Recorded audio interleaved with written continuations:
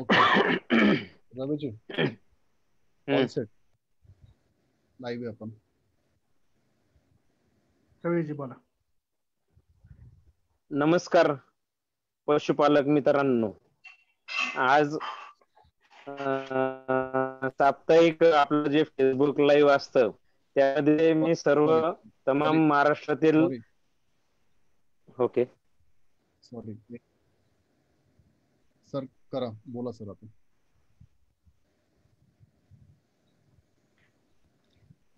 नमस्कार पशुपालक मित्रांनो. नेहमीप्रमाणे फेसबुक लाईव्ह मध्ये आपण सर्वजण इथं आलात त्याबद्दल मी तुमचे सर्वांचे स्वागत करतो. आणि IDF च्या अंतर्गत आपण ह्या कोरोनाच्या महामारीमध्ये दर आठवड्यात दर शुक्रवारी आपण फेसबुक लाईव्ह घेत आलेलो आहोत आणि एक वेगवेगळे विषय घेऊन सर्व दूध उत्पादक पशुपालकांना एक प्रबोधनाचं काम IDF हे आतापर्यंत करत आलेलं आहे. आणि सांगायला आनंद वाटतो की आता सगळे पशुपालक या शुक्रवारची नेहमी वाट बघतायत आणि एक आपल्या ज्ञानामध्ये भर घालून आपापल्या फार्म्स मध्ये बदल करायला लागलेले आहेत. फेसबुकच्या माध्यमातून आपण ग्रुपवरती माहिती वेळोवेळी बघतच आलेले आहात आणि त्याच अंतर्गत आज खूप महत्वाचा आणि थोडाफार दुर्लक्षित विषय मानता येईल असा विषय आपण घेऊन सर्व पशुपालकांसमोर आलेलो आहोत. आणि त्या अंतर्गत आज आपण आमंत्रित केलेले आहे डॉक्टर दयाराम सूर्यवंशी यांना, की जे संचालक आहेत ओमेगा लॅबोरेटरीज आणि त्यांची लॅबोरेटरी जी आहे ही लोणंद तालुका इथे आहे, जिल्हा सातारा. आणि त्यांच्याबद्दल परिचय करून द्यायचा म्हटलं तर MUSC पॅथॉलॉजी मध्ये त्यांनी बॉम्बे वेटरनरी कॉलेज मधून शिक्षण घेतलेलं आहे आणि एक खूप नावाजलेलं व्यक्तिमत्व पूर्ण देश पातळीवर म्हणून ते पुढे आलेले आहेत. त्यांचे विविध क्षेत्रामध्ये ह्याच आपण रक्त तपासणी असतील किंवा पशुखाद्य तपासणी असेल किंवा दूध तपासणी असेल याच्या अंतर्गत खूप मोठ्या प्रमाणात काम आहे आणि वेगवेगळ्या विद्यार्थ्यांना सुद्धा ते मार्गदर्शन करत असतात. विविध कंपन्यांचे सुद्धा तंत्रज्ञानाच्या बाबतीचं जे काम असेल त्याच्याबरोबर सुद्धा कंपन्यांबरोबर सुद्धा त्यांचे मोठ्या प्रमाणात रिसर्च साठी मोठ्या प्रमाणात त्यांचे टायअप झालेले आहेत. आणि एक लोणंद सारख्या छोट्याशा गावामध्ये सुद्धा एक मोठं जागतिक दर्जाची लॅबोरेटरी त्यांनी उभी करून पशुपालकांना खूप मोठं सहकार्याचं काम याच्यातून होत आहे. आणि रक्त तपासणी तसं बघायला गेलं तर आपण मनुष्यामध्ये सुद्धा आज दवाखान्यामध्ये गेल्यानंतर सगळ्यात पहिलं आपल्याला आजकाल टेस्टिंग करावं लागते आणि टेस्ट केल्यानंतरच आपल्या आजाराचं निदान होत असतं. बाहेरून बघितल्यानंतर मनुष्य सुद्धा निदान आजकाल होणं अवघड आहे आणि ह्या तपासण्या किती महत्वाच्या आहे तेच ह्या IDF च्या आजच्या फेसबुक लाईव्हच्या अंतर्गत आपल्याला माहिती होणार आहे. तर मी विनंती करतो डॉक्टर दयाराम सूर्यवंशी यांना की त्यांनी आपलं प्रेझेंटेशन सादर करावं. धन्यवाद. धन्यवाद रवीजी. नमस्कार मित्रांनो. आजचा विषय निरोगी पशुधनाची गुरुकिल्ली. मी IDF चे संस्थापक आणि सर्व मान्यवर यांचे या ठिकाणी आभार मानतो. नितीनजी असतील, रवीजी असतील, वामनजी असतील, त्याचबरोबर दिनेश भोसले सर आणि आपल्याला नेहमी सहकार्य करणारे शैलेश मदने सर, या सगळ्यांचे या ठिकाणी आभार मानतो. आणि आज आपल्या या स्तुत्य उपक्रमाला एक थोडासा हातभार म्हणून मी माझे काही जे इनपुट्स आहेत ते मी देणार आहे, जेणेकरून आपल्याला त्याचा फायदा होईल सगळ्यांना. तर आजचा विषय निरोगी पशुधनाची गुरुकिल्ली. आणि हे निरोगी पशुधन असावं कसं, आपल्याकडून मॅनेजमेंटमध्ये काय गडबड होते का, नंतर ज्यावेळेस जनावरं आजारी पडतील, मूळ उद्देश असेल की आपण जनावरं आजारी पडूच द्यायची नाहीत. मग ते पडू द्यायचे नाही तर मग आपली जनावरं कुठल्या कुठल्या आजारापासून कुठले आजार आपल्या जनावरांच्यात नसावे, ह्या साऱ्या गोष्टी आज आपण बोलणार आहोत, डिस्कस करणार आहोत आणि शेवटी आपल्या प्रश्नांची पण उत्तरं आपण देणार आहे. तर मी सुरू करतो आज.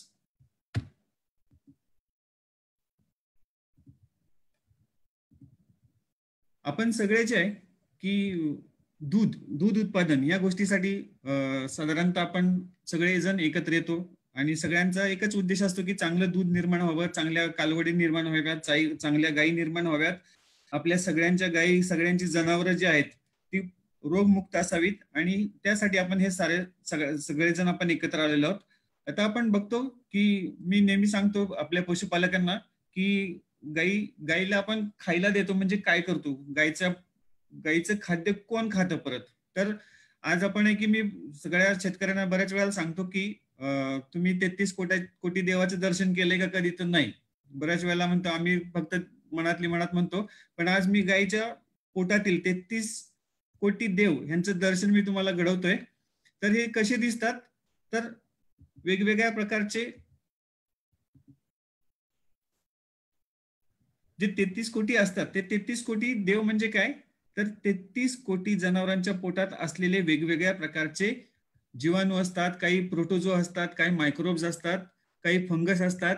हे सारे तुम्हाला समोर दिसतात की ते काही छोटे दिसतात, काही मोठे दिसतात, काही एकदम बारीक दिसतात.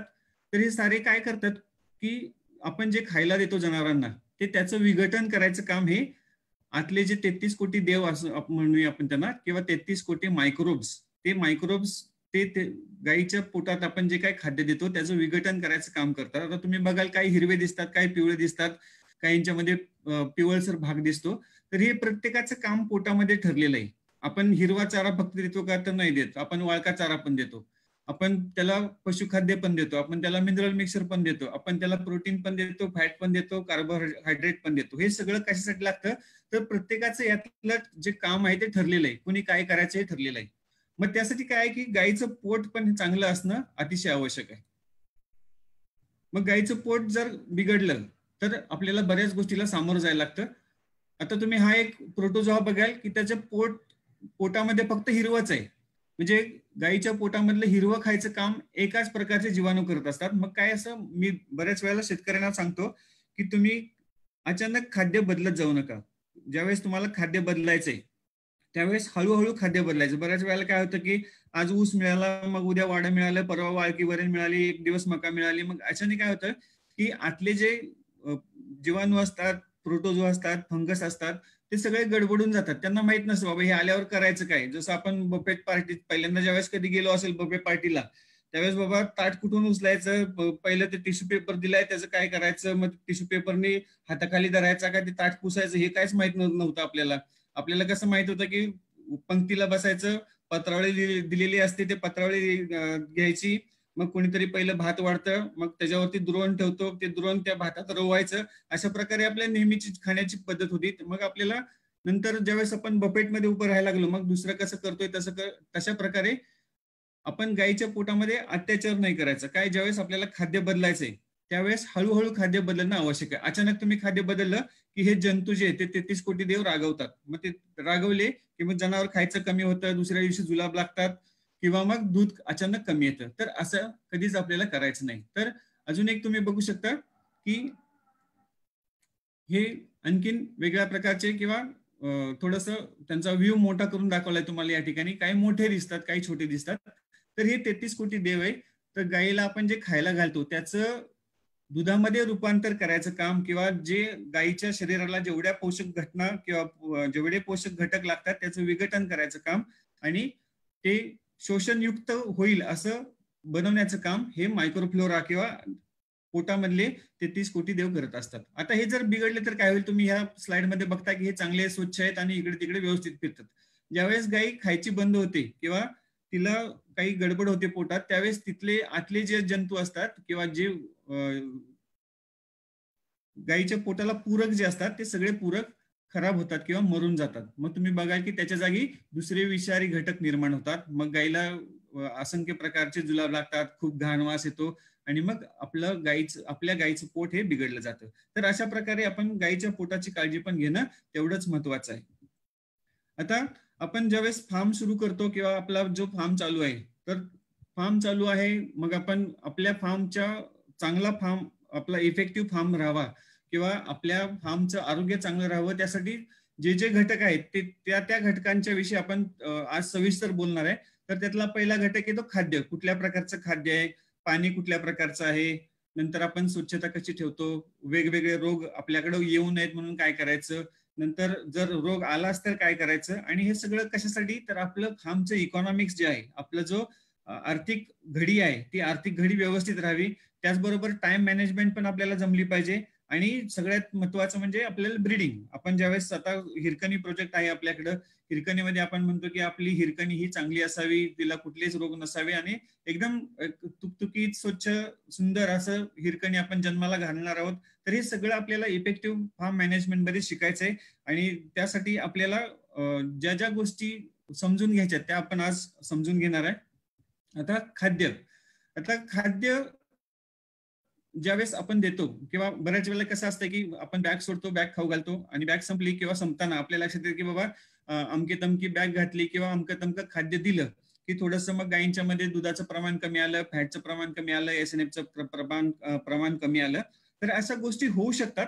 मग ह्यासाठी काय आहे की बॅलन्स फीड आपल्याला पाहिजे. मग त्याच्यामध्ये प्रोटीनचं प्रमाण कमी आहे का जास्त आहे. आता प्रोटीनचं प्रमाण जर जास्त झालं चुकून तरी आपल्या गायींना त्रास होऊ शकतो, आपल्या गायींच्या मध्ये लागवड व्हायला प्रॉब्लेम येऊ शकतो. म्हणून काय की हे कशासाठी सांगतो, कारण प्रत्येक गायीच्या अवस्थेमध्ये तिला आवश्यक असणारी जी प्रोटीनची मात्रा आहे ती ठरलेली आहे. बाबा कुठल्या गायीला किंवा गाभण गायीला किती प्रोटीन द्यायचं, दुधावरच्या गायीला किती प्रोटीन द्यायचं, वासरांना प्रोटीन किती द्यायचं, किती पर्सेंटचं तिचं राशन असलं पाहिजे, ह्या साऱ्या गोष्टी. मग हे कशासाठी करायचं, मग हे जर कमी आहे की जास्त हे पण आपल्याला माहित पाहिजे. मग त्यासाठी आपल्याला खाद्य तपासणी करणं किंवा ऍटलिस्ट एका बॅच मध्ये आपल्याला खाद्य व्यवस्थित आहे की नाही, ज्यावेळेस गडबड वाटते त्यावेळेस खाद्य तपासून घेतलं की आपल्याला समजून जातं की बाबा आपल्या खाद्यामध्ये प्रोटीन कमी आहे, आपल्या खाद्यामध्ये प्रोटीन जास्त आहे, फॅट कमी आहे, फॅट जास्त आहे, फायबर जास्त आहे. फायबर जर चुकून जास्त झाले तर आपल्या जनावरांना जुलाब लागण्याची शक्यता असते. त्याच्यानंतर मिनरल्स बरोबर आहेत की नाही, आपण खाऊ घालतो मिनरल्स पण ते पचतात की नाही, हे सगळं गोष्टी आपल्याला खाद्याचं अनालिसिस केल्यानंतर किंवा खाद्याचं पृथक्करण केल्यानंतर आपल्याला लक्षात येतं. आता त्याचबरोबर खाद्याची क्वालिटी कशी आहे. बऱ्याच वेळेला खाद्य आपण कुठेतरी साठवत असतो, ओला चारा कसा पण ठेवलेला असतो, दाबून ठेवलेला असतो, दडपून ठेवलेला असतो, मग त्याची जी क्वालिटी आहे ती खराब होऊन जाते. मग त्याच्यामध्ये वेगवेगळ्या प्रकारचे बुरशी निर्माण होते, फंगस तयार होतं. मग आपल्या दुधामध्ये M1 M2 अशा प्रकारचं आपलं टॉक्सिन त्याच्यामध्ये लागायला सुरुवात होते. मग काही हिरवे जनावर, हिरवा जो चारा असतो त्याच्यामध्ये फंगस तयार होतं, काही बॅक्टेरिया तयार होतात. मग हे सगळं कशासाठी, तर आपलं खाद्य जे आहे त्याची क्वालिटी चांगली राहावी आणि आपण जे जनावरांना खाद्य देतोय ते बॅलन्स खाद्य आहे की नाही हे बघण्यासाठी आपल्याला खाद्य कसं असावं हे आपल्याला माहित असलं पाहिजे. त्याच्यानंतर पाणी, खाद्याबरोबर पाणी पण हा महत्वाचा घटक आहे. तर आपल्याला बऱ्याच वेळेला आपण पाण्यावरती किंवा पाणी हा विषय दुर्लक्षितच असतो. आपण काय की पाण्यावरती जास्त विचार करत नाही, पाणी कसंही असेल, आपण विहिरीवरचं पाणी फारच त्रास झाला तरच आपण पाणी चेक करण्याचा प्रयत्न करत असतो. आता काय की पाण्यामधले जे महत्वाचे घटक आहेत ते TDS आहे, टोटल डिझॉल्व्ड सॉलिड्स. हे म्हणजे पाण्यामध्ये विद्राव्य घटक किती आहेत हे बघायचं असतं. साधारणतः आपल्या भागामध्ये 1000 ppm पर्यंत TDS ठीक असू शकतो. त्याच्यानंतर हार्डनेस म्हणजे पाणी, कठीण पाणी किंवा जड पाणी, हलकं पाणी. आपण थोडक्यात समजूया की हलकं पाणी आणि जड पाणी. तर आपल्या भागामध्ये आता मी ज्यावेळेस पाणी चेक केलेलं आहे, साधारणतः 3,500 ते 4,000 प्रकारचे पाण्याचे नमुने चेक केले. त्याच्यानंतर तुम्हाला ही गोष्ट सांगतो की आपली जनावरे जी आहेत ती 450 ppm पर्यंत अडॉप्ट झालीत. म्हणजे आपल्या जनावरांची पोट किंवा आपल्या जनावरांची डायजेस्टिव्ह सिस्टीम जी आहे ती 450 ppm पर्यंत त्या पाण्याला अडॉप्ट झाली. पण त्याच्या पुढे जर गेलं, हे 450 ppmच्या पुढे जर हार्डनेस गेला किंवा त्याचं जड पाणी जर असेल तर आपल्या जनावरांच्या मध्ये हाडं ठिसूळ होणे, वारंवार जुलाब लागणे, जनावरांची शक्ती कमी होणे आणि किडन्या लवकर खराब होणे, अशा प्रकारच्या गोष्टी घडू शकतात. बारके बारके क्रिस्टल्स किंवा मूतखडा आपण त्याला म्हणूया, मूतखडा व्हायचे प्रमाण असू शकतं. त्यामुळं आपल्याला पाणी कसं पाहिजे की पचायला जड नसावं, ते हलकं पाणी असावं. आणि पाणी हलकं असलं की ते पचायला पण सुयोग्य असतं आणि व्यवस्थित पचतं. जर जड पाणी असेल तर जड पाणी आपल्या जनावरांना पचत नाही आणि मग आपल्या जनावरांच्या मध्ये वेगवेगळ्या प्रकारची लक्षणं असू शकतात. जी जनावरं तुम्हाला चांगल्या प्रकारे दूध देणारी असू शकतात, ती कदाचित पाणी खराब असल्यामुळं कमी दूध देऊ शकतात. तर त्यासाठी आपल्याला पाणी चांगलं असणं आवश्यक आहे. त्याचा हार्डनेस जो आहे तो किंवा त्याचं जडत्व म्हणूया किंवा कठीणपणा म्हणूया किंवा जड पाणी जे आहे ते 450 ppmच्या पेक्षा जास्त नसावं. त्याच्यानंतर दुसरा जो घटक आहे पाण्यामधला तो नेहमीच आपल्याला त्रास देतो, आणि ह्याचं मूळ कारण म्हणजे आपण ज्यावेळेस नत्राचं प्रमाण आपण पिकामध्ये टाकतो, ते जास्त झालेलं नत्राचं प्रमाण जमिनीमध्ये पर्कोलेट होऊन ते आपल्या विहिरीमध्ये जातं, बोरमध्ये जातं, आणि मग ते आपण तशाच प्रकारचं जे नायट्रेट युक्त पाणी जे आहे ते आपल्या जनावरांना जर आपण प्यायला दिलं तर कदाचित टॉक्सिसिटी होऊ शकते. 50 ppm पर्यंत आपली जनावरं त्याला अडॅप्ट केले, म्हणजे 50 ppm पर्यंत ठीक आहे, त्यांचं पोट बिघडत नाही 50 ppm, पण त्याच्या पुढे जर गेलं तर कदाचित मृत्यू होण्याची शक्यता असते. म्हणून आपलं पाणी पण चांगलं असणं आवश्यक आहे. आता नायट्रेट जे आहे ते नायट्रेट जसं पर्क्युलेट होऊन जातं, त्याचबरोबर हार्डनेस जो आहे तो पण आपण ज्यावेळेस बघतो की आपल्या विहिरी असतील किंवा बोरवेल, बरेच शेतकऱ्यांच्याकडे बोरवेलचे पाणी आहेत, तर जिथं पाण्याचं किंवा पावसाचं प्रमाण कमी आहे, आता सोलापूर जिल्हा म्हटलं किंवा पुणे जिल्ह्यातला भाग किंवा आमच्याकडला काही सातारा जिल्ह्यातला भाग जिथं दुष्काळ आहे, त्या दुष्काळी भागामध्ये आपण जमिनीच्या किंवा भूगर्भातील पाण्याची पातळी थोडीशी खाली गेलेली असते. मग काही ठिकाणी 300 फुटावर पाणी लागतं, काही ठिकाणी 600 फुटावर, सोलापूर वगैरे तिकडे गेले तर 1000 फूट खाली जाऊन मग बोरला पाणी लागतं. मग अशा पाण्याचा हार्डनेस जो असतो तो थोडासा जास्त असतो. मग त्यावेळेस आपल्याला त्या पाण्यासाठी फिल्टर बसवणे अपेक्षित असतं. मग फिल्टर जर बसवला तर निश्चितच आपल्याला पाणी आपण पचनायुक्त आपण किंवा पचन चांगलं होईल अशा प्रकारे बनवू शकतो. आणि तसं जर केलं, आपण जर सरासर जर इकॉनॉमिक्स बघितलं आपल्या फार्मचं, तर पाण्यामुळे होणारं नुकसान खूप असतं, पण जर त्याच ठिकाणी आपण जर फिल्टर बसवला तर त्याच्यापासून होणारा फायदा हा जास्त आहे. सुरुवातीला आपल्याला फिल्टरची किंमत थोडीशी जास्त वाटेल, पण जर सरासर विचार केला, रोजचं आपलं 1 लिटर किंवा 2 लिटर जर दूध कमी होत असेल आणि वर्षभराचे एका गायीच्या मागे जर आपण कॅल्क्युलेशन केलं तर निश्चितच आपल्याला फिल्टर आपल्याला परवडेल. म्हणून जर आपल्याकडे हार्डनेस जास्त असेल, पाणी जड असेल, तर निश्चितच आपण हार्डनेस कमी करण्यासाठी, नायट्रेट कमी करण्यासाठी एखादा चांगला फिल्टर बसवला तर आपल्याला निश्चितच फायदा होईल. त्याचबरोबर काय की पाण्यामध्ये वेगवेगळ्या प्रकारचे जीवाणू निर्माण होतात. काही पॅथोजेनिक असतात, काही नॉन पॅथोजेनिक असतात. म्हणजे काही त्रास देतात, काही कमी त्रास देणारे असतात किंवा जास्त त्रास देणारे असतात. तर अशा प्रकारे बॅक्टेरिया पाण्यामध्ये आहेत की नाही हे पण आपल्याला तपासून बघणं आवश्यक असतं. मग वारंवार काही ठिकाणी मस्टायटिसचा प्रॉब्लेम होत असतात, मग त्याचं मूळ कारण पाणी असू शकतं. त्याच्यानंतर पाण्याचा पीएच साधारणतः 7 ते 8.5 पर्यंत असला की पाणी ठीक आहे असं समजलं जातं. पण त्याच्यापेक्षा कमी असेल किंवा त्याच्यापेक्षा जर खूप जास्त असेल तर मग ते पाणी पचायला थोडंसं प्रॉब्लेमॅटिक असतं आणि त्याच्यामध्ये जास्त प्रकारे जंतू वाढले जातात आणि आपल्या जनावरांचं आरोग्य खराब होऊ शकतं. त्याचबरोबर इलेक्ट्रिक कंडक्टिव्हिटी ही 1 पर्यंत असावी. 1 पेक्षा जास्त असली तर ते पाणी पचनाला थोडंसं खराब असतं. म्हणून पाणी कसं आहे कसं नाही हे आपल्याला समजून घेणं आवश्यक आहे. त्याच्यानंतर स्वच्छता, सॅनिटेशन आपण म्हणतो की बऱ्याच वेळेला आपण मुक्त गोटा करत असाल तर चांगलीच गोष्ट आहे, पण मुक्त गोट्यामध्ये परत ज्यावेळेस आपण ज्या ठिकाणी आपण दूध काढत असतो त्यावेळेस तिथला जो फ्लोर आहे किंवा तिथली जी जमीन आहे, कोबा आहे, त्या कोब्यामध्ये जर बऱ्याच वेळा आपण त्या कोबा बनवताना पहारीनं किंवा एखाद्या लोखंडी वस्तून आपण त्याच्यावरती छोटे छोटे खड्डे करतो किंवा गाय घसरू नये म्हणून आपण छोटेसे खड्डे करतो. मग हळूहळू काय होतं, 1 वर्ष 2 वर्ष जातात, ते खड्डे जे असतात ते थोडे पिवळे व्हायला लागतात. म्हणजे काय होतं की जसं आपण सार्वजनिक मुतारीमध्ये जातो त्यावेळेस पहिले 1-2 महिने काही त्या मुतारीमधून वास येत नाही, पण जर तिथं पाणी टाकलं नाही, स्वच्छता केली नाही तर त्या मुतारीमध्ये पिवळा असा अर्क तयार होतो किंवा पिवळा असा एक पडदा तयार होतो आणि आपण 1 मिनिटं 2 मिनिटं सुद्धा त्या ठिकाणी थांबू शकत नाही. मग काय होतं की अमोनिया जास्त प्रमाणात निर्माण होतो. मग एकदा का अमोनिया निर्माण झाला की त्या ठिकाणी वेगवेगळ्या प्रकारचे जंतू निर्माण होतात. मग ते जंतू टाळायचे असतील तर आपल्याला काय करायचं की एक साधारणतः तुम्ही आपली जमीन जी आहे किंवा जो कोबा आहे तो ऍसिडच्या पाण्याने धुवा, किंवा जर तुम्हाला पॉसिबल असेल तर तुम्ही फ्लेम गननी सुद्धा ते खड्डे जाळून काढून ते आतले जीवाणू मारू शकता. तर फ्लेम गन सुद्धा वापरू शकता. त्याचबरोबर तुम्ही ऍसिड जे रेग्युलरली आपण बाथरूम मध्ये किंवा शौचालयामध्ये जे ऍसिड वापरतो ते ऍसिड जरी वापरलं तरी चालेल. फक्त जनावरं बाजूला घ्यायची, ऍसिड वापरायचं आणि स्वच्छ फोर्सच्या पाण्याने आपल्या फ्लोअर धुवून काढायचं. तर हे झालं स्वच्छतेच्या बाबत फ्लोअरचं किंवा कोब्याची. त्याच्यानंतर पाण्याची हौद असतात, पाण्याचे हौद आणि पाईपलाईन. आपण एकदा विहिरीवरून पाईपलाईन टाकतो आपल्या हौदापर्यंत आणि मग त्या पाईपलाईन कडे आपण 1 वर्ष 2 वर्ष 3 वर्ष 4 वर्ष 5 वर्ष किंवा कधीच बघत नाही, असं पण असतं. मग काय होतं, हळूहळू जसा वेळ निघून जातो तसं त्या पाईपलाईन मध्ये छोटंसं असं एक फिल्म तयार होते, बायोफिल्म म्हणूया आपण त्याला. तर ती बायोफिल्म तयार होते. ते हाताला त्या बायोफिल्मला आपण हात लावला तर ती बुळबुळीत असते, हात लावला तर बुळबुळीत असते. आणि मग ते बुळबुळीत असणं म्हणजे काय, तर त्या ठिकाणी जीवाणूंचा वास किंवा जीवाणू निर्माण होणं. मग त्यासाठी आपण साधारणतः महिन्यातून एकदा तरी पाईपलाईन स्वच्छ हायड्रोजन पेरॉक्साईडने धुवून काढली पाहिजे.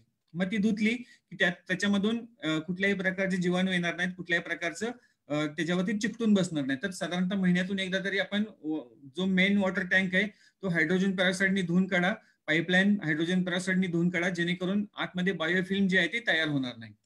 त्याच्यानंतर पाण्याची सिमेंटच्या ज्या टाक्या असतील, आपण ज्या ठिकाणी जनावरांना पाणी प्यायला सोडतो आपण, त्याला साधारणतः 15 दिवसातून एकदा कमीत कमी तरी तुम्ही चुना लावला पाहिजे, व्यवस्थित चुन्याचा थर दिला पाहिजे, सुकून द्यायचं आणि मग त्याच्यामध्ये पाणी सोडायचं.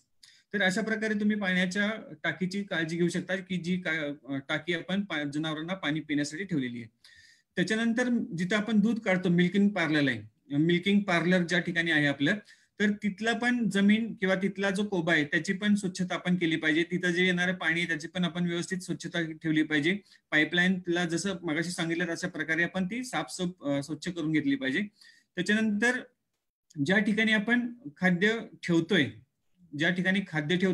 तिथली जास्त करून खबरदारी, स्पेसिफिकली पावसाळ्यामध्ये जास्त खबरदारी घेणं आवश्यक आहे. कारण आर्द्रता किंवा पाण्याचं प्रमाण जर त्या भागामध्ये जास्त असेल तर आपल्या ठेवलेल्या खाद्यामध्ये आपल्याला फंगस निर्माण होण्याची शक्यता असते. त्याचबरोबर उंदीर जे आहेत, उंदीर आपल्या फार्म मध्ये कुठंच नको आहेत, किंवा ज्या ठिकाणी तुम्ही खाद्य आणताय, मका असेल, घास असेल, कुठेही असेल, तर तिथं बऱ्याच वेळेला आपल्या शेतामध्ये उंदराची घळ असतात. तर उंदरामुळे होतं काय, तर बऱ्याच वेळेला उंदीर आपल्या खाद्यावरती किंवा खाद्य जिथं ठेवलंय त्यावरती लघवी करतात किंवा त्यांची लेंड्या पडल्या जातात. तर त्या लघवी आणि लेंड्यामार्फत, किंवा लेंड्या कमी आहे पण लघवी मार्फत एक भयंकर रोग आहे, त्याचं नाव लेप्टोस्पायरोसिस आहे. तर तो लेप्टोस्पायरोसिस आपल्याला उंदरामार्फत आपल्या जनावरांच्या शरीरामध्ये येऊ शकतो. म्हणून जर आपली खाद्य ठेवण्याची जागा जर व्यवस्थित नसेल, आपल्या खाद्य ठेवण्याच्या ठिकाणी जर बिळं पडली असतील, उंदीर राहत असतील, तर उंदरांचा बंदोबस्त करणं आवश्यक आहे. त्याचबरोबर आपलं खाद्य ज्या ठिकाणी स्टोअर करतो तिथं हवा आणि वातावरण हे खेळतं राहिलं पाहिजे. हवा जर खेळती नसेल तर तिथं आपल्या खाद्यामध्ये बुरशी होण्याची शक्यता असते. त्याच्यानंतर आपण ज्यावेळेस धार काढतो, आपण दुधाच्या मशीन असतील तर त्याचं स्वच्छता कशी करतो, गरम पाण्याने करतोय का, थंड पाण्याने करतोय का, कुठलं केमिकल वापरतोय का, हे पण आपल्याला बघणं आवश्यक आहे. ते कारण जर तुम्ही आतलं क्लस्टर जर व्यवस्थित धुतलं नाही तर त्याच्यामध्ये एक प्रकारचे जंतू निर्माण होतात. बऱ्याच वेळेला काही गायींना सवय असते की धार काढून झाली की ते धार संपली की ते मशीन जे ते पायाने खाली ढकलतात. मग पायाने खाली ढकलतात त्यावेळेस त्यांच्या पायाला लागलेलं शेण जे असतं त्या क्लस्टरमध्ये आतमध्ये जाऊन बसतं. जो आतमध्ये आपण सडाला जो भाग लावतो, याचा रबराचा जो भाग असतो, त्या रबराच्या भागामध्ये शेण अडकून बसतं. मग तशाच प्रकारचं शेण आपण किंवा तसंच आपण जर ते दुसऱ्या गायीपर्यंत जर गेलं तर कदाचित त्या दुसऱ्या गायीला पण इन्फेक्शन होण्याची शक्यता असते. त्याच्यानंतर ज्या ठिकाणी आपण दूध ठेवतो, स्टोअर केलेलं दूध किंवा काढून झाल्यानंतर दूध ठेवतो, त्या ठिकाणी बरेच लोक आपण आपले जे आहेत ते दूध काढून जिथं खाद्य ठेवतात त्याच ठिकाणी ते दूध पण साठवलं जातं. मग काय होतं की थोडासा वास येण्याची शक्यता असते. मग काही परिणामतः आपल्या दुधाची क्वालिटी थोडीशी खराब होते. म्हणून दूध जे ते एका स्वच्छ ठिकाणी ठेवलं पाहिजे, जेणेकरून आजूबाजूचा वास जो त्या दुधामध्ये मिसळणार नाही. कारण काय होतं की दूध असा जो पदार्थ आहे की तो वातावरणातला वास पटकन शोषून घेतो. म्हणून आपलं दूध ठेवण्याची जागा ही स्वच्छ असली पाहिजे. कीटकनाशक तिथे आजूबाजूला नसावेत, इन्सेक्टिसाइड आजूबाजूला नसावेत, कारण त्याचा वास येऊ शकतो. बऱ्याच वेळेला मग कांदा ठेवलेला असतो किंवा कांद्याची पात तिथे ठेवलेली असते, तिथंच तुम्ही दुधाची कॅन ठेवता. मग कदाचित थोडंसं दुधाला कांद्याचा वास किंवा जे काही सोबत ठेवले त्याचा वास येण्याची शक्यता असते.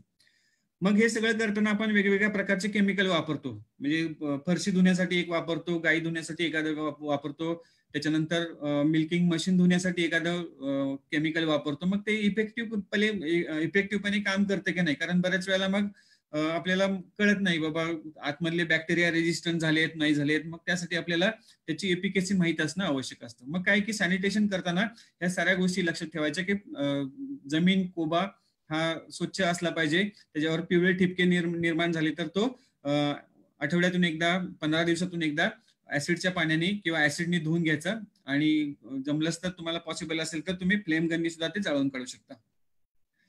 त्याच्यानंतर पाईपलाईन आहे ती हायड्रोजन पेरोक्साईडने धुवून काढली पाहिजे. मिल्किंग पार्लर स्वच्छ असलं पाहिजे. ज्या ठिकाणी तुम्ही खाद्य ठेवता तिथं उंदीर नसले पाहिजेत आणि तिथं हवा खेळती राहिली पाहिजे आणि कोंडत वातावरण किंवा तिथं ह्युमिडिटी जास्त नको, आर्द्रता जास्त नको, पाण्याचं प्रमाण तिथं जास्त नको. हे सारं आपण लक्षात ठेवलं तर आपलं खाद्य किंवा आपल्या गोठ्यामधली स्वच्छता ही चांगली राखली जाईल.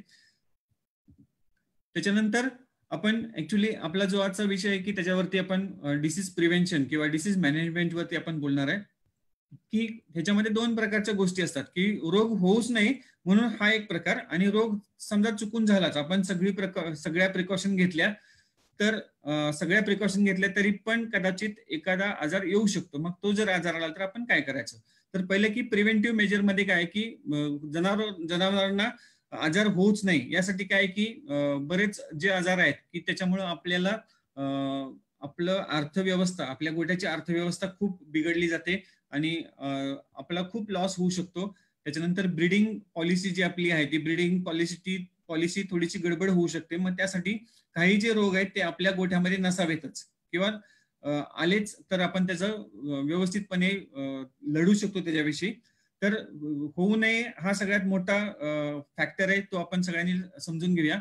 मग त्यासाठी काय आहे की आपल्याला माहिती आहे की एक्झॅक्ट व्हॅक्सिनेशन शेड्यूल, आपण लसीकरण जे आहे ते अगदी व्यवस्थित तंतोतंतपणे काटेकोरपणे आपण लसीकरण करून घ्यायचंय, जेणेकरून आपल्या गोठ्यामध्ये तशा प्रकारचे रोग येणार. ज्यांना लसीकरण आहे त्यांचं लसीकरण घ्यायचं आणि ज्यांना समजा चुकून लसीकरण नाहीच त्याच्याविषयी आपण नंतर बोलणारच आहे. त्याच्यानंतर समजा रोग चुकूनच झालाच आपल्या गोठ्यामध्ये तर मग त्यावेळेस करायचं काय? मग त्यावेळेस काय की ज्या आपण प्रिकॉशन्स घेतल्या, जी भरपूर काळजी घेतली, ती काळजी घेतल्यानंतर जरी चुकून झालंच तर आपल्याला काय की आपल्या गोठ्यामध्ये क्वारंटाईनची व्यवस्था आहे का तर आपल्याला ती करणं आवश्यक आहे. आता बऱ्याच वेळेला शेतकरी काय करतात, क्वारंटाईन करतात. एखादं एक्झाम्पल सांगतो तुम्हाला की समजा लाळ्या खुरकत रोग आला, काही लोक लाळ आली म्हणतात किंवा एफएमडी आपण थोडक्यात म्हणूया.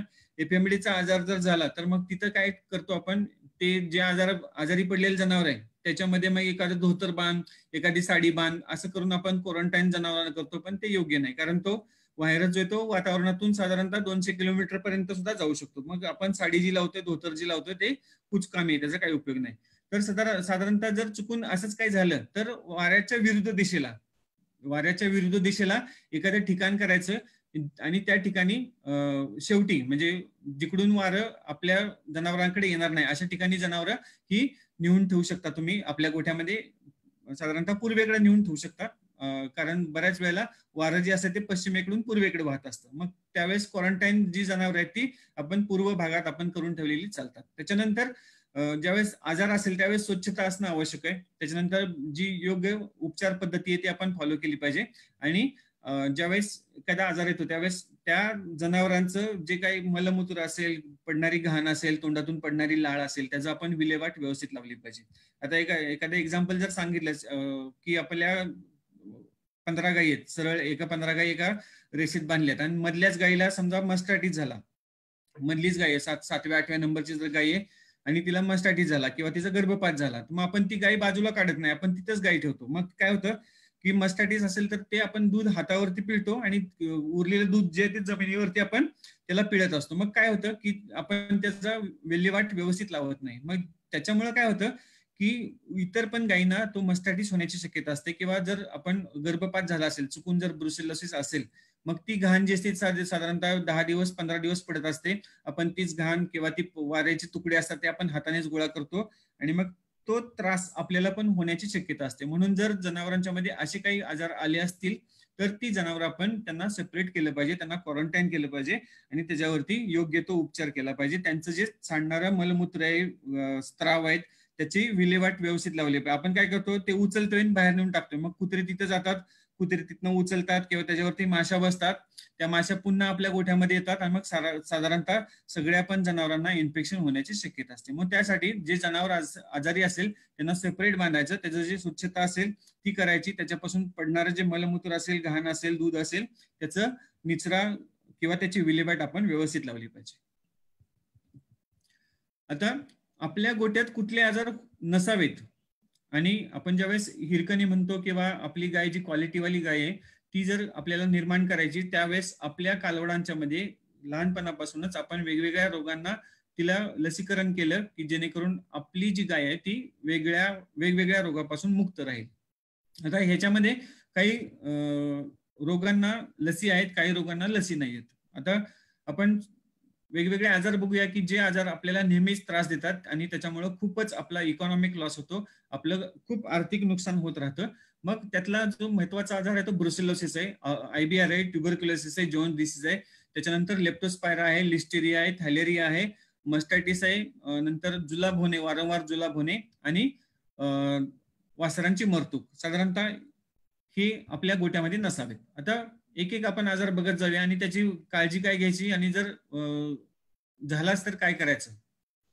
आता ब्रुसेल्ला जो आजार आहे तो थोडासा घातक आहे. याच्यामध्ये गायींच्या मध्ये गर्भपात होतो साधारणतः 6व्या ते 9व्या महिन्यापर्यंत. त्याच्यामध्ये साधारणतः 80% केसेसमध्ये गर्भपात होऊ शकतो, पण 20% केसेसमध्ये गर्भपात होत नाही. कदाचित ती गायी नॉर्मल डिलिव्हरी पण देऊ शकते, पण त्याच्यानंतर ज्यावेळेस तिला ब्रुसेलोसिस होऊन जातो. पण अशा 20% गायींच्या मध्ये असं आढळून आलंय की त्या गायी लागवडीला प्रॉब्लेम देतात. म्हणजे त्या गायींना गर्भपात झालेला नसतो, पण त्या गायी लागवड व्हायला प्रॉब्लेम होतात. मग ज्यावेळेस आम्ही रक्त चेक करतो त्यावेळेस असं लक्षात येतं की त्या गायींना ब्रुसेलोसिस आहे. आणि मग ब्रुसेलोसिस असला की मग ते गडबड होऊन जाते. मग शेतकरी त्याला सल्ला मिळतो की गाय विकून टाक, काढून टाक. मग आपण काय करतो की ती गाय विकून टाकतो. मग विकताना आपण सांगत नाही की ह्या गायीला ब्रुसेलोसिस होता. मग काय होतं की ती गाय मार्केटमध्ये जाते. मग जो शेतकरी घेतो तो त्याला आपण सांगतो बाबा हे गेल्या वेळेला 20 लिटर दिलं होतं, ह्या वेळेला 25 लिटर देणार. मग तो घेणारा पण खुश होतो आणि मग ते घरी नेतो. घरी गेले की 6व्या-7व्या महिन्यामध्ये तिचा गर्भपात होतो आणि गर्भपात झाला की मग आपणच ठरवतो की बाबा हिला नवीनच आली, नवीनच जागा आहे, पाऊसच आला, पाणीच पडलं, त्याच्यामुळे तिचा गर्भपात झाला. मग त्याच्यामध्ये 2-4 महिने निघून जातात. मग परत ज्या आपल्या लागवड गायी झालेल्या आहेत किंवा लागवडच्या गायी आहेत त्या गायी गर्भपात व्हायला सुरुवात होते. मग आपल्याला लक्षात येतं की बाबा आपण जी गायी आणली ती आणल्यानंतर आपल्या गोट्यातल्या नॉर्मल ज्या 4-5 गायी होतात त्याच्यामध्ये पण गर्भपात झाला. तर असं होऊ शकतं. पण काय हे टाळायचं असेल तर काय की सिंपल गोष्ट आहे की ज्यावेळेस आपण कालवड तयार होतं किंवा जन्माला येतं तिला लसीकरण करायचं 4थ्या ते 8व्या महिन्यात. काफूड, जसं आपण चाइल्डहुड म्हणतो तसं काफूड व्हॅक्सिनेशन ह्या वासरांना उपलब्ध असतं. ते आपण करून घेतलं तर त्या गायींना आयुष्यभर ब्रुसेलोसिस होणार नाही. ही आधी साधी सिंपल गोष्ट आहे, पण आपण लवकर फॉलो करत नाही. पण आपण जर 4 ते 8 महिन्यात, मग बरेच वेळेला शेतकरी फोन करतात की बाबा 1 वर्षाची कालवड झाली देऊ का आता. मग त्याचा काही उपयोग होत नाही. मग काय 4 ते 8 का फूड ज्याला म्हणतो आपण चाइल्डहुड, तर तशा प्रकारे आपण लसीकरण हे नियमित तंतोतंतच केलं पाहिजे 4थ्या ते 8व्या महिन्यापर्यंतच. मग आता आपला गोटा ब्रुसेल्ला फ्री आहे का नाही, तर मग हे कसं ओळखायचं. मग त्यासाठी आपल्याला रक्त चेक केलं की मग त्याच्यामध्ये वेगवेगळ्या प्रकारच्या टेस्ट असतात. एलायज असते, स्टॅट असते आणि RBPT असते. तर ह्या 3 टेस्टच्या मार्फत आपण आपल्या गोठ्यामध्ये ब्रुसेल्ला आहे की नाही बघू शकतो. आता हे आपल्याला एवढं महत्वाचं आहे कारण ब्रुसेलोसिस जो आजार आहे तर तो आजार आपल्याला पण गायींच्या मार्फत आपल्याला पण होऊ शकतो. मग आपल्याला कधी सांधेदुखी, पाठदुखी, गुडघेदुखी असे आजार होऊ शकतात. तर जास्त घाबरून जायची गरज नाहीये. पण काय की एकदा टेस्टिंग करून घेतलं आपण, लक्षात आलं की बाबा आपल्या ह्या गायींना ब्रुसेलोसिस आहे, मग ब्रुसेलोसिस असेल तर आपण शक्यतो एक ट्रीटमेंटचा स्पेसिफिक प्रोटोकॉल आहे तो फॉलो केला तर ब्रुसेलोसिस पासून गायी 100% बरी होऊ शकते. तर त्याला घाबरून जायची गरज नाही. कारण जर माणसाला झाला तर आपल्याकडं माणसासाठी काही मार्केट नाही कुठं. माणसाला ब्रुसेल्ला झाला तर आपण नेऊन विकत नाही.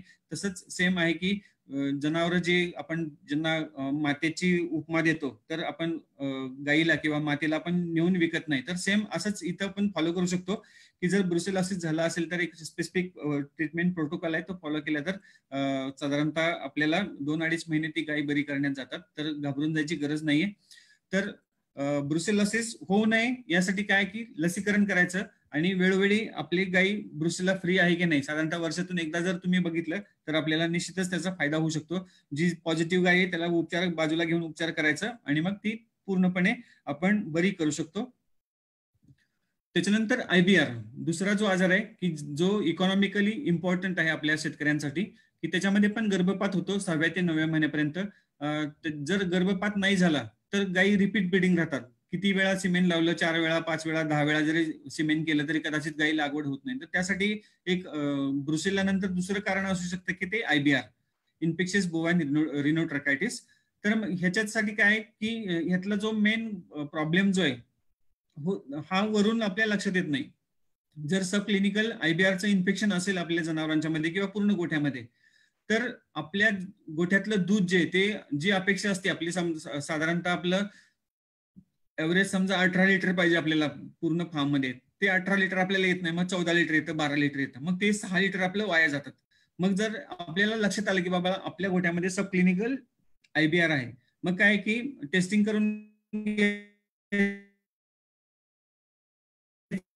आणि वॅक्सिनेशन करून घ्यायचं. बस फाइंड आउट केलं की आपल्या गोठ्यामध्ये सुप्त अवस्थेतला IBR आहे, मग त्याला काय की वॅक्सिनेशन तुम्ही करू शकता. एकदा का वॅक्सिनेशन केलं की बऱ्याच ठिकाणी असं अनुभवण्यात आलेलं की वॅक्सिनेशन केल्यानंतर त्या गोठ्याचं दुधाचं प्रमाण किंवा ऍव्हरेज मिल्क यील्ड जे आहे ते खूप चांगल्या प्रकारे वाढलेले आहे. मग हा जो गोष्ट आहे की आपल्याला लवकर समजत येत नाही, लक्षात येत नाही. मग त्यासाठी एकदा टेस्टिंग करून घेतलं, लक्षात आलं की बाबा इथं आपल्याला IBRचा प्रॉब्लेम आहे, की मग आपण आपला गोठा हा IBR मुक्त करू शकतो. मग ह्याच्यामध्ये काय की वासरांची मृत्यू व्हायला सुद्धा हा आजार IBR हा फार महत्वाचा घटक. 1 महिन्याच्या आतलं वासरू कदाचित मरण्याची शक्यता असते, त्याला धाप लागते, त्याला न्यूमोनिया होतो आणि मरून जाऊ शकतो. तर अशा प्रकारे काप मॉर्टिलिटी मध्ये सुद्धा IBRचा मोठा हात आहे. तर तो IBR आपल्या गोठ्यामध्ये होऊ नये यासाठी आपण खबरदारी म्हणून आपण वॅक्सिनेशन करून घेऊ शकतो. ट्युबरक्युलोसिस, आता ट्युबरक्युलोसिसची लस नाही आपल्याकडे, आपण जनावरांसाठी ट्युबरक्युलोसिसची लस नाहीये. मग ह्याच्यामध्ये फायनल आहे की जर चुकून जनावर ट्युबरक्युलोसिस झाला जनावरांना, तर मग ते आपल्याला गोठ्यातून काढणं अपेक्षित राहतं. आता हे ट्युबरक्युलोसिस आहे की नाही हे का आपल्याला आवश्यक, कारण जर आपण एखाद्या ठिकाणी आपलं दूध विकत असू किंवा त्याला एखादा स्पेसिफिक ब्रँड आपण त्याला नाव देत असू, तर तो ब्रँड विकताना आपलं दूध जे आहे ते ट्युबरक्युलोसिस फ्री असावं असं WHO सांगते, किंवा आपलं दूध जे आहे ते साधारणतः स्वच्छ असावं, त्याच्यामध्ये ट्युबरक्युलोसिस नसावं. मग सर्टिफिकेशन जर आपल्याला चांगलं पाहिजे असेल तर आपल्या गोठ्यामध्ये ट्युबरक्युलोसिसची जनावरं नसावीत. आता ट्युबरक्युलोसिस पसरतो कसा हे आपण बघून घेऊया, की गायीपासून माणसाला होऊ शकतो किंवा माणसापासून गायीला पण होऊ शकतो. आता आपण बघतो की जे लेबर्स असतात आपल्याकडं किंवा ज्यांची तब्येत थोडीशी कृश असते, अशा लेबरला आपण कधी आपल्या डोक्यात पण येत नाही की बाबा ह्या लेबरकडून गायीला ट्युबरक्युलोसिस होऊ शकतो. मग ह्याच्यासाठी काय करायचं की वर्षातून एकदा जे आपले लोक काम करतात, आपल्या गोठ्यामध्ये जे काम करतात, साधारणतः चारा तोडणारे असतील, चारा कुटी करणारे असतील, गायींची स्वच्छता करणारे असतील, तर हे सारे लोक जे आहेत ते साधारणतः जर आपण क्वालिटी दूध देत आहे तर त्यावेळेस आपल्या सगळ्या लोकांचे, म्हणजे मालक असू द्या आणि तिथं काम करणारे लोक असू द्या, सगळ्यांचं वर्षातून एकदा ट्युबरक्युलोसिस आपण करून घेतलं, त्याचबरोबर जनावरांचं ट्युबरक्युलोसिस करून घेतलं, तर आपल्या लक्षात येतं की बाबा आपली जनावरं ट्युबरक्युलोसिस पासून मुक्त आहेत. मग काय होतं की जे लोक काम करत असतात, आता हे पसरतं कसं आहे मी तुम्हाला सांगतो, म्हणजे लक्षात येईल की बाबा हे का जातं. आता जो माणूस कृश आहे, एकदम अशक्त आहे, थोडासा खराब होत चाललाय आणि वारंवार खोकत असतो, मग त्याला बलगम येतो किंवा त्याला कप येतो, मग तो गोठ्यामध्ये असेल तर तो गोठ्याच्या बाहेर जाऊन तो थुकण्याचा प्रयत्न करत नाही, मग तो गोठ्यामध्येच थुकला जातो, मग तिथं माशा बसतात आणि ते इन्फेक्शन आपल्या जनावरांच्या पर्यंत जाऊन बसू शकतं. तर अशा प्रकारे इन्फेक्शन हे येऊ शकतं. मग एकदा का इन्फेक्शन झालं की ते शरीराच्या वेगवेगळ्या ठिकाणी जाऊन बसतं, मग त्याच्यामध्ये कासेमध्ये पण जातं, म्हणजे ट्युबरक्युलोसिस कासेला पण होऊ शकतो. मग जर ट्युबरक्युलोसिस कासेला झाला तर कासेच्या किंवा दुधाच्या शेवटी थोडंसं रक्त येण्याची शक्यता असते. मग जर असं असेल तर आपण साधारणतः बघून घेतलं पाहिजे की आपल्या गोठ्यामध्ये ट्युबरक्युलोसिस आहे की नाही. आता मग हे तपासायचं कसं, तर त्याच्यामध्ये एलाचा एक टेस्ट आहे, त्याच्यानंतर इंट्राडर्मल एका प्रकारचं विशिष्ट केमिकल मिळतं किंवा एक अँटीजन मिळतं, तो गायीच्या शरीरामध्ये जिथं केस नसतात त्या ठिकाणी टोचला जातो आणि त्याच्यानंतर मग तिथं किती इन्फ्लमेशन झालं किंवा त्याला सूज आली का नाही हे बघून मग आपल्याला कळतं की या ठिकाणी किंवा ह्या गायीमध्ये TB आहे किंवा नाही. त्याच्यानंतर PCR पॉलिमरेज चेन रिॲक्शन ही एक टेस्ट आहे की जेणेकरून आपल्याला त्याचा वापर करून आपल्या जनावरांच्या मध्ये ट्युबरक्युलोसिस आहे की नाही आपल्याला समजलं जातं. तर हे साधारणतः TBच्या बाबतीत झालं. त्याच्यानंतर ही साधारणतः चित्र आहेत. त्याच्यानंतर जोन्स डिसीज किंवा JD, म्हणजे आपला फार्म जो आहे, ज्यावेळेस तुम्ही पुढे जाऊन इन विट्रो फर्टिलायझेशन करणारे, एम्ब्रियो ट्रान्सफर करणारे तुम्ही सारे लोक, तर त्यावेळेस आपल्या जनावरांच्या मध्ये ब्रुसेला नसावा, ट्युबरक्युलोसिस नसावा आणि जोन्स डिसीज पण नसावा. तर हे 3 रोग नसावेत.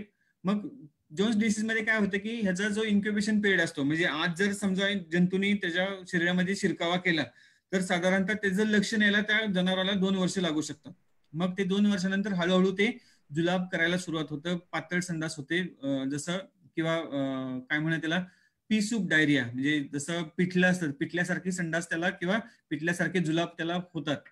त्याच्यानंतर त्याची बॉडी कंडिशन जी आहे, जे किती जरी खायला घातलं किंवा किती जरी खाल्लं तरी त्याच्या अंगी लागत नाही, त्याचा बॉडी स्कोर जो आहे तो नेहमी कमी राहतो.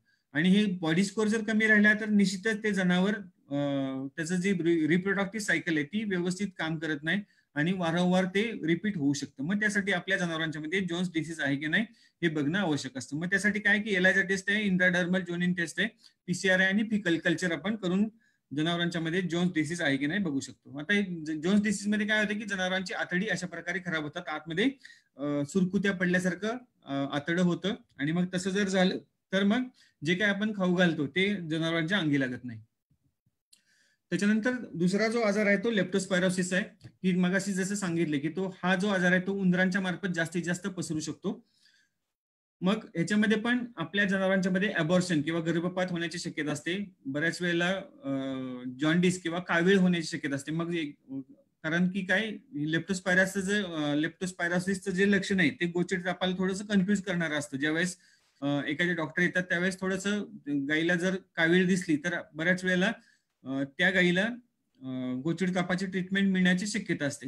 जर आपण थोडीशी हिस्ट्री बघितली, आपण घास कुठे ठेवला होता, त्याच्यानंतर आपण खाद्य कुठे ठेवलं होतं, तिथं उंदराची घळ आहेत किंवा उंदराची बिळं आहेत का हे जर आपण बारकाईने बघितलं तर आपल्याला लेप्टोस्पायरोसिस ची शक्यता आपण आपल्या गोठ्यामध्ये किंवा त्या रोगामध्ये किंवा त्या आजारामध्ये झाली होती असं आपण सांगू शकतो. आता ह्याच्यासाठी घाबरायची गरज काय, कारण त्याच्यामुळं आपल्याला सुद्धा म्हणजे गाईचं लघवीला जर आपला स्पर्श झाला किंवा जी गाय मलमूत्र पडतं त्याला जर स्पर्श झाला तर तिथून पण आपल्याला आपल्या स्वतःला हा आजार होण्याची शक्यता असते. त्याचबरोबर मस्टायटिस होऊ शकतो आणि हळूहळू किडनी फेल होऊन गायी दगावण्याची शक्यता असते. मग हे टेस्टिंग कसं करायचं तर तुम्ही एलायझा करू शकताय, पीसीआर करू शकताय आणि लघवीच्या मार्फत आपण त्या ठिकाणी हे जंतू आहेत की नाही आपण पाहू शकतो. मग ह्याच्यासाठी काय की लसीकरण एक उत्तम उपाय आहे. तो लसीकरण आपण वेळोवेळी केलं की हा आजार पण आपल्याला होणार नाही. आणि मग ते प्रिव्हेन्शन कसं करायचं तर उंदरांच्या वरती आपण थोडासा अंकुश ठेवला पाहिजे. वेळोवेळी उंदरांचे घळ असतील ते आपण बंद केले पाहिजे. त्याच्यामध्ये असे वेगवेगळ्या प्रकारचे ज्या औषधं मिळतात ती औषधं टाकून आपण ती उंदरांची बिळं आपण मुजवली पाहिजेत. उंदरांच्या बरोबर कुत्र्यांची पण एंट्री आपण तिथे थांबवली पाहिजे, कारण काही थोड्याफार प्रमाणात कुत्र्यांपासून पण लेप्टोस्पायरोसिस होण्याची शक्यता असते. म्हणून आपण लेप्टोस्पायरोसिस होऊ नये त्यासाठी आपण लसीकरण करून घेऊ शकतो. आणि लसीकरण करून घेताना त्याचबरोबर आपण ज्या ठिकाणाहून लेप्टोस्पायरा येणार आहे त्या ठिकाणी आपण उंदरांचा नायनाट केला तर आपल्याकडे लेप्टोस्पायरा येणार नाही. त्याच्यानंतर लिस्टेरियोसिस, दुसरा जो आजार आहे लिस्टेरियोसिस, की हा आजार आता आपण बरेच लोक सायलेज वापरत असतो तर हा आजार थोडासा सायलेज मधून येण्याची शक्यता असते. जर तुम्हाला कधी वाटलंच तर आपण एखादं गाई नर्वस सायन्स दाखवते किंवा गरगर फिरते, जर असं असेल तर कदाचित सायलेज खराब होऊन त्याच्यामधून हा आजार आपल्या गायींच्या मेंदूपर्यंत पोहोचू शकतो. मग हे कसं ओळखायचं तर एलायझा करून आपण ओळखू शकतो की त्या ठिकाणी हे जंतू आहेत की नाही. त्याचबरोबर जे मुरघास आहे तो मुरघास बघितला, तपासला की आपल्याला त्यातून कळतं की ह्याच्यामध्ये लिस्टेरियाचे जंतू आहेत की नाही. मग ह्याच्यामध्ये काय की बघायचं आणि मग ट्रीटमेंट आहे. ह्याला काही घाबरायची गरज नाही, आपण ह्याची ट्रीटमेंट करू शकतो. फक्त जर सापडलेच गोष्टी तर आपल्याला समजून घेणं आवश्यक आहे की लिस्टेरिया पण एक असा घटक आहे की ज्याच्यामुळे अबॉर्शन, मस्टायटिस आणि जनावरांना नर्वस सायन्स होऊन डेथ होण्याची शक्यता असते. आता ह्याच्यानंतर जो महत्वाचा घटक की आपण जनावर विकत घेताना बऱ्याच वेळेला आपण बऱ्याच गोष्टींचा आपण विचार करत नाही, तर त्यातला एक महत्वाचा जो घटक आहे तर तो म्हणजे सबक्लिनिकल थायलेरिया. आता हा सबक्लिनिकल थायलेरिया जो आहे तो एक आपल्या शेतकऱ्यांसाठी शाप ठरलेला आहे, कारण इकॉनॉमिक लॉस जो आहे आपल्या शेतकऱ्यांचा तो खूप मोठ्या प्रमाणावर ह्या सबक्लिनिकल थायलेरिया असेल तर ओके, किंवा क्लिनिकल गोचिड ताप असेल तर ठीक आहे, तो दिसतो समोर, आपण त्याला उपचार पण करतो, पण तो बरा पण होऊन जातो. पण सब क्लिनिकल थायलेरिया जो आहे तो खूप दिवस आपल्या शरीरामध्ये किंवा जनावरांच्या शरीरामध्ये राहतो आणि रोज थोडं थोडं त्याचं प्रतिकारशक्ती कमी करत राहतो, रोज थोडं थोडं रक्त कमी करत राहतो. मग जनावर काय की त्याचं वेगवेगळ्या प्रकारे ते आपल्याला लक्षणं दाखवू शकतात किंवा ह्या सब क्लिनिकल थायलेरियामुळे काय की आपल्या जनावरांचं महत्वाचं जे आहे की दूध जेवढं पाहिजे तेवढं मिळत नाही. त्याचबरोबर जनावरांची हेल्थ जी आहे ती थोडीशी कमी राहते, बॉडी स्कोर चांगला येत नाही. जनावरं वारंवार कुठल्या ना कुठल्या आजाराला बळी पडतात. नंतर अशी जनावरं आहेत की ती कधी लागवड होत नाही, जर झालीच तर कदाचित लवकर अर्ली एम्ब्रियोनिक डेथ होऊ शकते. त्याच्यानंतर सब क्लिनिकल थायलेरिया जर असेल तर आपल्या गायींच्या मध्ये वारंवार मस्टायटिस होण्याची शक्यता असते. मग हे तपासायचं झालं तर काय करायचं की आपण ज्यावेळेस नवीन गायी घेतो, आता बरेच लोकांच्या मध्ये असे स्ट्रीम झालेली किंवा असं बघण्यात आलेले की लोक बेंगलोरला जाऊन गायी खरेदी करतात किंवा आता हल्ली पंजाबला जाऊन गायी खरेदी करतात. मग ते खरेदी करताना जर तुम्ही तिथं बघितलं की बाबा ह्या गायींच्या मध्ये सब क्लिनिकल थायलेरिया आहे की नाही, ते तपासल्यानंतर जर तुम्ही गायी विकत घेतली तर निश्चितच फायदा होईल तुम्हाला. नाहीतर मग काय करतो आपण, गायी तिथून भरून गाडीमध्ये घेऊन येतो, गाडीमध्ये भरली गायी की आपण घरी घेऊन येतो. घरी आणल्यानंतर एखादा दिवस बरी राहते, त्याच्यानंतर ती थोडासा ताप येतो, धाप लागते, ठसका लागतो आणि मग कदाचित तो सब क्लिनिकल थायलेरिया जो तो बळावतो आणि त्याचं क्लिनिकल थायलेरियामध्ये रूपांतर होतं. मग ते गायीला गर्भपात होण्याची शक्यता असते. मग आपण म्हणतो की बाबा एवढ्या लांबचा प्रवास झाला, मग एवढ्या लांबचा प्रवास झाल्यामुळे कदाचित गर्भपात झाला असू शकतो. मग त्याचं मूळ कारण जे असते थायलेरिया असू शकतं. तर ते आपण त्याला टाळलं पाहिजे, जेणेकरून गाभण जनावरं जी आहेत ती गाभण जनावरं घेताना आपण खबरदारी घेतली पाहिजे. त्याच्यामध्ये सब क्लिनिकल थायलेरिया आहे की नाही हे बघूनच आपण जर जनावरं विकत घेतली तर निश्चितच आपल्याला नंतर होणारा त्रास जो आहे तो होणार नाही. जर जनावर व्यवस्थित असेल, त्याच्यामध्ये कुठलाही आजार नसेल तर ते ठणठणीत राहील, वेत पण व्यवस्थित होईल आणि ज्या गोष्टीसाठी आपण त्याला विकत घेतले ते दूध पण व्यवस्थित राहील.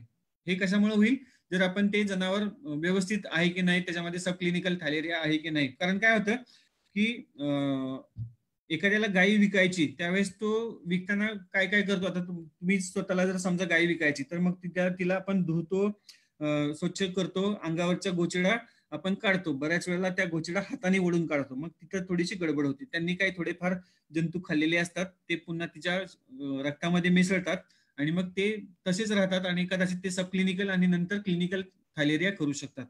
मग आपण ती धुतलेली गोचिडा हाताने ओढलेली जी गायी असते ती आपण बाजारातून विकत घेतो. घरी आणलं की तिला दुसऱ्या तिसऱ्या दिवशी ताप यायला सुरुवात होते. मग आपलं सगळं अर्थव्यवस्था बिघडून जाते. मग त्यासाठी काय की सब क्लिनिकल थायलेरिया आहे की नाही हे तपासून घ्यायचं, मगच गाय विकत घेतली तर तुम्हाला नंतर होणारा त्रास जो आहे तो कमी होऊन जाईल.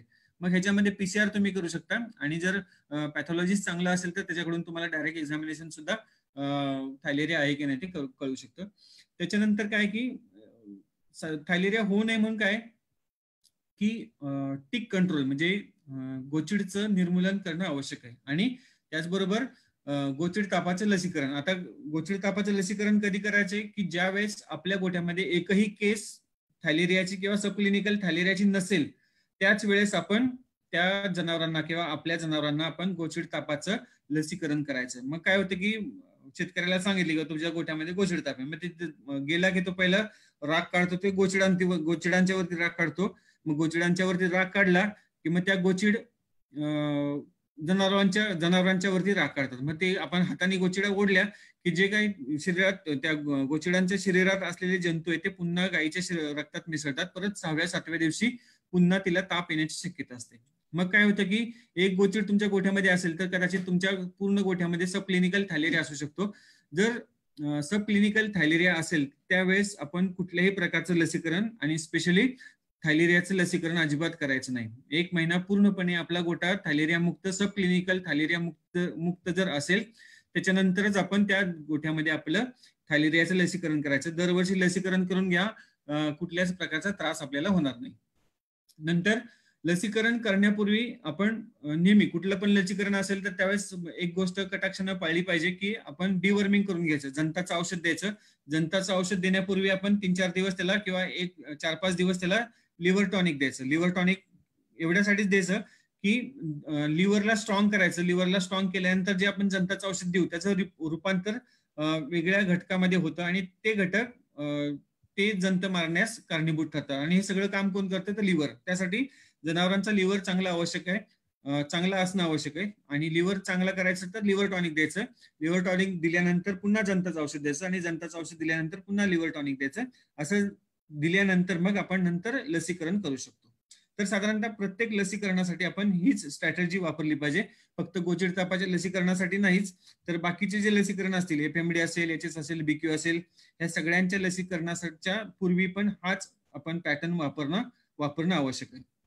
आता त्याच्यानंतर सब क्लिनिकल थॅलेरिया झालं, तर त्याच्यानंतर दुसरा जो पार्ट आहे की तो मस्टायटिस. आपल्या गोठ्यामध्ये वारंवार मस्टायटिस होत असेल, कदाचित क्लिनिकल मस्टायटिस असेल, सब क्लिनिकल मस्टायटिस असेल, त्याच्यानंतर फायब्रोसिस, दगडी झाली आपण त्याला म्हणतो, तर अशा प्रकारे पण होऊ शकतं. मग बरेच लोक विचारतात, गेल्या वेळेला त्याला एक सड खराब झालाय, दगडी झाली, पूर्ण फायब्रोसिस झाले, त्यातनं फक्त पाणी येते, मग ह्या वेळेला त्याला चालू करण्यासाठी काय सांगताय का? तर हे सांगू शकत नाही, कारण हे निसर्ग आहे.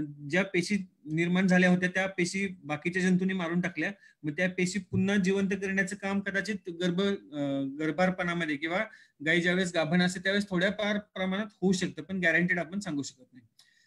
मग मस्टायटिस वेगवेगळ्या प्रकारच्या जंतूंनी होत असतं. मग काही ग्राम पॉझिटिव्ह असतात, काही ग्राम निगेटिव्ह असतात, काही फंगस असतात. मग हे टाळण्यासाठी काय करायचं आपण, तर रेग्युलरली, तर एक तर आहे की तुम्ही जसं दिनेश सर सांगतात किंवा शैलेश मदने सर सांगतात की रेग्युलर CMT केलं पाहिजे. आणि CMT केल्यानंतर ABST किंवा अँटीबायोटिक सेन्सिटिव्हिटी टेस्ट आपण केली पाहिजे. मग हे कशासाठी करायचं? नुसतं CMT करून लोक फोटो टाकतात, CMT केली पॉझिटिव्ह आले, मग त्याच्या पुढे काय? त्याच्या पुढे एवढंच आहे की कुठलं नेमकं औषध लागू पडतं हे पण आपल्याला माहित असणं आवश्यक आहे. मग त्यासाठी रेग्युलर प्रॅक्टिस असं आहे की तुम्ही रेग्युलरली CMT करा. साधारणतः वर्षभर तुम्ही CMT करत राहिले की आपल्याला लक्षात येईल किंवा वर्षभरात वेगवेगळ्या सीझन मध्ये वेगवेगळ्या प्रकारचे अँटीबायोटिक जर दिले तर आपल्या जनावरांच्या मध्ये मस्टायटिस जो प्रमाण आहे ते कमी होत जातं किंवा स्पेसिफिक ट्रीटमेंट त्याला मिळत जाते. जो त्रास होणार आहे किंवा जे सड बाद होणार आहे ते बाद होत नाही. मग CMT करायची. CMT केल्यानंतर त्याचे अँटीबायोटिक सेन्सिटिव्हिटी टेस्ट करायची. मी नेमकं कुठलं औषध लागू पडतं ते आपल्याला कळतं आणि मग ते केल्यानंतर कमी खर्चामध्ये आपला मस्टायटिस बरा होतो. मग काही लोक सांगतात की आम्ही 10,000 रुपये खर्च केले, 15,000 रुपये खर्च केले तरी मस्टायटिस बरा झाला नाही. मग त्यासाठी काय की सिम्पली ज्या वेळेस तुम्हाला दूध चेक करायचं त्यावेळेस कुठलंही औषध न देता जर आपण दूध चेक केलं तर आपल्याला निश्चितच कळू शकतं की आपला गायींच्या मध्ये अशा अशा प्रकारचे जंतू आहेत आणि ह्या जंतूवरती अशा अशा प्रकारचं अँटीबायोटिक काम करतं, जेणेकरून आपल्याला थोडक्यामध्ये आपलं जनावर बरं करता येऊ शकतं. आता प्रिव्हेन्शन कसं करायचं की आपलं मस्टायटिस होच नाही म्हणून काय की खाद्य चांगलं पाहिजे, न्यूट्रिशन चांगलं पाहिजे, त्याचबरोबर आपल्या गोठ्यामध्ये स्वच्छता पाहिजे. जसं तुम्हाला मगाशी सांगितले की ज्यावेळेस गाईला मस्टायटिस झालाय तिचं दूध खाली सांडू नका, खाली पाडू नका, ते दूध एखाद्या सेपरेट भांड्यामध्ये घ्या आणि गोठ्याच्या बाहेर जाऊन त्याला पुरून टाका, म्हणजे जेणेकरून तिथल्या माशा पण आपल्या परत गोठ्यामध्ये येणार नाही. त्याच्यानंतर ऍसिडोसिसचं प्रमाण होऊ देऊ नये, की म्हणजे काय की सारा सब रुमिनल सबॅक्यूट रुमिनल ऍसिडोसिस म्हणजे काय की रोज थोडं थोडं ऍसिडिटी जनावरांना होऊ शकते, त्याच्यामुळे पण आपल्याला मस्टायटिसचं प्रमाण होऊ शकतं. हे का होतं तर आपलं गायी दूध जास्त देतात किंवा दूध कमी देतात, पण आपण त्यांना पशुखाद्य जास्त देतो, त्याच्यामुळे थोडंसं कदाचित सारा होण्याची शक्यता असते. मग ते टाळायचं असेल तर थोडंसं सोडा बाय कार्ब आपल्या खाद्यामध्ये असला किंवा रेग्युलरली आपल्या खाद्यामध्ये सोडा बाय कार्बचं थोडं का होईना प्रमाण असणं आवश्यक आहे. त्याच्यानंतर सब क्लिनिकल थायलेरिया, जर आपल्या गोठ्यामध्ये जर सब क्लिनिकल थायलेरिया असेल तरी पण आपल्या जनावरांच्या मध्ये वारंवार मस्टायटिस होण्याची शक्यता असते. आता वेगवेगळ्या प्रकारचे मस्टायटिस किंवा दूध तुम्हाला दाखवतो की असं दूध दिसेल, त्याच्यानंतर असं पण दूध कधी कधी असू शकतं. मग काही वेळेस सड बाद होण्याची शक्यता असते, गँग्रेनस मस्टायटिस होतो आणि पूर्णपणे कास गळून पण जाण्याची शक्यता कधी कधी असते. तर गँग्रेनस डर्मॅटायटिस मध्ये पू झालेला असतो आतमध्ये, तर असं पण होऊ शकतं. काही गोट्यांमध्ये अशा प्रकारे स्टेप्टोकोकस नावाच्या बॅक्टेरियामुळे होणारं मस्टायटिस आहे, हे तुम्ही वेगवेगळे बघू शकता. हे मायकोप्लाझ्माने पिवळं, त्याच्यामध्ये शितडा पाणी झालेलं मायकोप्लाझ्माचं इन्फेक्शन असू शकतं. हे पण मायकोप्लाझ्मा वरती दुधाला साय आल्यासारखं पांढरा पिवळा पडदा येतो आणि खाली पिवळं पाणी आणि त्याच्यामध्ये थोडंसं शितडा झालेलं असतं किंवा दुधाच्या गाठी म्हणूया आपण त्याला. मग काही कोलिफॉर्म मस्टायटिस अशा प्रकारे दिसू शकतो. ही गँग्रेनस मस्टायटिस आहे की तुम्हाला आधी जे चित्र दाखवलं ते ह्या गाईचं आहे की आतमध्ये पू झाला आणि ही कास जी आहे ती पूर्ण कास काळी निळी पडते आणि कदाचित गळून पण जाऊ शकते. तर हे काय की सिम्पली गोष्ट आहे की स्वच्छता आपल्या गोठ्यामध्ये चांगली असली तर आपल्याला ह्या गोष्टीला सामोरं जायला लागत नाही. मग लेप्टोस्पायरा जर असेल कदाचित तर गायींच्या दुधामध्ये किंवा गुलाबी दूध दिसतं किंवा रक्त येतं आतमधून, तर असं पण होऊ शकतं. जर ट्युबरक्युलोसिस असेल तर शेवटच्या चिळामध्ये रक्त येऊ शकतं, तर असं ट्युबरक्युलोसिस मध्ये आपल्याला बघायला मिळू शकतं. आता जे तुम्हाला सीएमटी केल्यानंतर जे सांगितलं किंवा सीएमटी केल्यानंतर अँटीबायोटिक सेन्सिटिव्हिटी टेस्ट का किंवा कशासाठी करायची, मग काय होतं की वेगवेगळ्या प्रकारचे औषधं, आता आपण ग्रुपवर बघतो की प्रत्येक जण कुणाला काहीतरी औषधं सांगत असतो, तर आपण न बघताच बऱ्याच वेळा जर औषध सांगितले तर कदाचित तुमची गाय बरी होणार नाही. मग त्यासाठी काय की स्पेसिफिक औषध त्या गायीला जर गेलं, तर समजा चुकून तुम्ही वेगळं औषध सांगितलं, समजा हे औषध सांगितलं आणि तुम्ही तेच औषध दिलं तर तुमची गाय बरी होणार नाही. पण जर समजा चुकून तुम्ही बघितलं, दूध आपण चेक करून घेतलं, तर आपल्याला लक्षात येईल की बाबा तुम्ही ही ज्याला स्वच्छ झोन निर्माण झालाय, ती स्वच्छ झोन निर्माण झाल्या जर औषध दिलं तर आपली जनावर बरी होऊ शकतात. ही 1 झालं, 2 झालं, 3 झालं, ही 3 औषधं ही जर दिली तर आपलं जनावर निश्चित बरं होऊ शकतं. पण त्याच्याऐवजी जर तुम्ही ही मधली औषधं दिली तर कदाचित तुमचं जनावर कधीच बरं होणार नाही किंवा ते व्यवस्थित होणार नाही.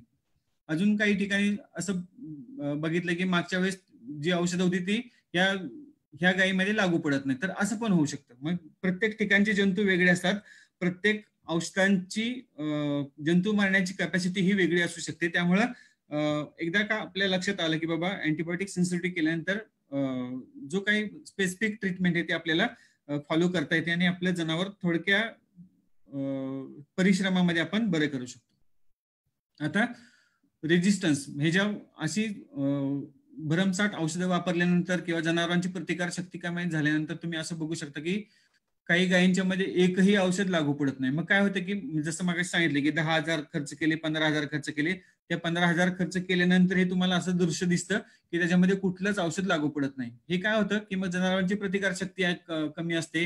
काही ठिकाणी जनावरांना पशुखाद्य म्हणण्यापेक्षा चारा व्यवस्थित राहत नाही, त्याच्यामध्ये थोडंसं अफ्लाटॉक्सिनचं प्रमाण राहतं. त्याचबरोबर काही लोक बार्ली खाऊ घालतात, तर बार्ली खाऊ घातल्यानंतर त्यांची जनावरांची प्रतिकार शक्ती असते. म्हणजे काय की ज्यावेळेस आपण एखादं औषध देतो, ते औषध पहिल्यांदा लिव्हरमध्ये जातं आणि लिव्हरमध्ये गेल्यानंतर त्याचं विघटन होऊन त्याचं ऍक्टिव्ह रूपांतर होतं. मग ते करण्याचं काम लिव्हर करतं. मग जर तुमच्या खाद्यामध्ये रोज थोड्या प्रमाणात अफ्लाटॉक्सिन येत असेल किंवा तुम्ही रोज थोडी थोडी त्याला बार्ली खाऊ घालत असाल, तर त्यातून थोडंसं का होईना अफ्लाटॉक्सिन लिव्हरवरती काम करतं आणि लिव्हर खराब करायचं काम करतं. मग जी औषध आपण देतो ती जनावराला लागू पडत नाही. तर त्यासाठी आपल्या जनावरांचं आरोग्य, जनावरांचं लिव्हर चांगलं असणं आवश्यक आहे. त्यासाठी जनावरांचं खाद्य तेवढ्या चांगल्या क्वालिटीचं आपल्याला मेंटेन ठेवणं आवश्यक आहे. त्याच्यानंतर वारंवार जुलाब होणे हा एक आपल्याला भेडसावणारा त्रास आहे किंवा एक त्रास आपल्याला नेहमीच पाहायला मिळतो की काही औषधं केली, 4 दिवस थांबते, पुन्हा सुरू होते. मग त्यासाठी आपण खाद्य कुठल्या क्वालिटीचं खाद्य चांगलं आहे की नाही, त्याचबरोबर पाण्यामध्ये हार्डनेस जास्त आहे, टीडीएस जास्त आहे, नायट्रेट जास्त आहे, हे आपण बघितलं पाहिजे. त्याचबरोबर आपल्या पाण्याची पाईपलाईन आपण चेक करून घेतली पाहिजे. पाईपलाईन जर खराब असेल तर निश्चितच आपल्या जनावरांच्या मध्ये वारंवार जुलाब होण्याची शक्यता असते. नंतर अचानक खाद्यामध्ये बदल केला तरी आपल्या जनावरांना जुलाब होऊ शकतात. तर अचानक खाद्यात बदल का करायचे नाही ते तुम्हाला सांगितलं की जे 33 कोटी देव असतात त्यांना माहित असते की आज एवढं 5 किलो पशुखाद्य येणार आहे, 15 किलो 20 किलो हिरवा चारा येणार आहे आणि 2-3 किलो वाळका चारा येणार आहे. हे सगळ्यासाठी ते तयार असतात. बाबा सकाळी तुम्ही 6 वाजता खायला घालताय तर 6 वाजता सगळे तयार असतात. मग त्याच्यानंतर काय होतं, जर तुम्ही अचानक खाद्य बदललं तर मग कदाचित ते आतले 33 कोटी देव जे आहेत ते गडबडून जातात आणि आपल्या जनावरांचं पोट बिघडण्याची शक्यता असते. म्हणून कुठला पण चारा अचानक बदल नाही करायचा. हळूहळू 5%, 10%, 15%, 20% असं हळूहळू करत जुना आणि नवा असं वाढवत जायचं आणि मग एक 10 दिवसानंतर तुमचा 100% चारा पूर्ण बदलला जाईल. त्याच्यानंतर आपण जर हिरवा चारा व्यवस्थित ठेवला नसेल, वाळका चारा व्यवस्थित ठेवला नसेल तर त्या ठिकाणी फंगस येऊ शकतात आणि फंगस किंवा बुरशी येऊ शकते आणि बुरशी आली की मग आपल्या जनावरांचं पोट बिघडू शकतं. मग त्याच्यामध्ये अफ्लाटॉक्सिन असतील किंवा मायकोटॉक्सिन असतील ते आपल्या जनावरांचं आतडी खराब करतात आणि मग जुलाब होण्याची शक्यता असते. मग वेगवेगळ्या प्रकारचे जंतू पण या ठिकाणी काम करतात की जंतू ते पाण्यामधून जास्तीत जास्त येण्याची शक्यता असते. मग हे ग्राम पॉझिटिव्ह असतील, ग्राम निगेटिव्ह असतील. त्याच्यानंतर काही जंतू खाद्यातून येतात, काही जंतू पाण्यातून येतात, काही जंतू माशामार्फत येतात, काही काही ठिकाणी पॅरासाइट किंवा जंतामुळे जुलाब लागण्याची शक्यता असते आणि काही ठिकाणी प्रोटोझोआ म्हणजे लहान वासरांच्या मध्ये प्रोटोझोआमुळे किंवा कॉक्सिडिया आपण त्याला म्हणूया, लहान वासरांमध्ये रक्ती हगवणीचं प्रमाण जास्त असू शकतं. तर रक्ती हगवण ही प्रोटोझोआमुळे होत असते आणि त्याचबरोबर पॅरासाइट, काही पॅरासाइट असतात की ते शेणामधून किंवा आतड्यामध्ये राहतात आणि ते आतमध्ये कुरतडल्यासारखं करतात किंवा आतमध्ये इरिटेशन करतात, त्याच्यामुळं जनावरांना जुलाब लागण्याची शक्यता असते. त्याच्यानंतर अशा प्रकारे मोठ्या जनावरांच्या जर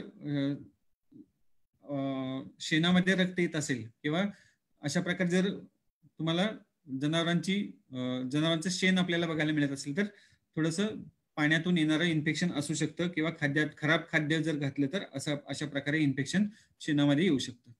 त्याच्यानंतर शेण टाकल्यानंतर जर बुडबुडे जर त्या शेणामध्ये येत असेल किंवा गॅस तयार होत असेल तर त्या ठिकाणी बेलेंटिडियम कोलाई नावाचा एक प्रोटोझोआ आपल्या जनावरांच्या मध्ये दिसू शकतो. नंतर काही ठिकाणी जनावरांना जर वारंवार जुलाब होत असेल तर मागचा जो भाग आहे, तुम्ही इकडे जर बघितला तर तो मागचा भाग जो आहे तो शेणाने माखलेला असतो. तर अशा प्रकारे जनावर आपली खराब दिसू शकतात. त्याच्यानंतर काही चित्र दाखवतो की क्लॉस्ट्रिडियम इन्फेक्शन झालं किंवा पाण्यातून किंवा खाद्यातून इन्फेक्शन आलं तर आतडी अशा प्रकारे खराब होऊ शकतात. नंतर वासरांची मरतूक जी आहे ती 1 महिन्याच्या आसपास वासरांची मरतूक जास्त होण्याची शक्यता असते. त्याचं महत्वाचं कारण जे ते पहिल्या 30 मिनिटाच्या आत, अर्ध्या तासाच्या आत आपण त्याला चिक पाजणं आवश्यक आहे. तो जर चिक नाही पाजला, चिक म्हणजे काय की अमृत आहे, त्या वासरासाठी असणारं अमृत आहे, त्याला तुम्ही वेळ नाही लावायचा. 30 मिनिटाच्या आतच हे अगदी पक्क लिहून ठेवा की 30 मिनिटाच्या आत आपल्याला त्या वासराला चिक पाजणं आवश्यक आहे. जर ते उशीर झाला तर त्या चिकाची मात्रा जी आहे किंवा त्याच्या आईकडून मिळणारं जे अमृत आहे किंवा ती प्रतिकार शक्ती आहे ती त्याला मिळत नाही. मग 30 मिनिटानंतर आतली जी आतड्याची ठेवण असते ती बदलत असते. मग आतड्याची ठेवण बदलली की ते जे आपण तिला चीक देतो, पहिला चीक देतो, तो चीक काही कामाचा ठरत नाही. मग ते प्रोटीन म्हणून किंवा दूध मधून ते आतमध्ये ग्राही धरला जातो. मग जो चिकाचा इफेक्ट आहे तो आपल्याला मिळत नाही. म्हणून वासरू जन्मल्यानंतर 30 मिनिटाच्या आत, 30 मिनिटं हे परफेक्ट लक्षात लिहून ठेवा की 30 मिनिटाच्या आतच आपल्याला चीक पाजणं आवश्यक आहे. मग आपल्या डोक्यात असतं की बाबा अजून जार पडला नाही, वार पडला नाही, मग कसं करायचं. तर हे असं बाकीच्या अंधश्रद्धा डोक्यात ठेवू नका, त्याचा काही उपयोग होत नाही. वासरू जन्मलं की 30 मिनिटाच्या आतमध्ये त्याला पोटामध्ये चीक गेला पाहिजे वजनाच्या 10%. मग तुम्ही त्याला डायरेक्ट सडाला पाजा किंवा तुम्ही सगळ्यात सोपी पद्धत आहे की तुम्ही काढायचं, वजन करायचं. आता सगळे तुम्ही लोक एक्सपर्ट आहे वजन करण्यात. मग ते वजन करायचं आणि बाटलीने तुम्ही चीक पाजा, काही हरकत नाही. मग तो चीक वजनाच्या 10% आपण पाजणं आवश्यक आहे.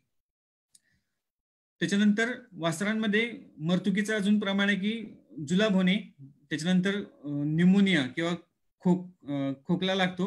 त्याच्यानंतर बऱ्याच वेळा नाळेचं इन्फेक्शन आहे. नाळ जी असते, आपण शिकलोय बऱ्याच वेळेला की वासरू जन्मल्यानंतर किंवा ज्यावेळेस त्याला जन्म होतो त्यावेळेस ती नाळ जी असते ती त्याला माती लागू नये आणि त्यात मातीतलं इन्फेक्शन जनावरांच्या शरीरामध्ये जाऊ नये. मग त्यासाठी टिंक्चर आयोडीन मध्ये आपण ते बुडवतो आणि आपण पोटापासून थोडंसं खाली घेऊन आपण दोरा बांधतो आणि त्या दोऱ्याच्या खाली आपण त्याला कट करून टाकतो. तर ही प्रॅक्टिस आपण व्यवस्थित फॉलो केली पाहिजे.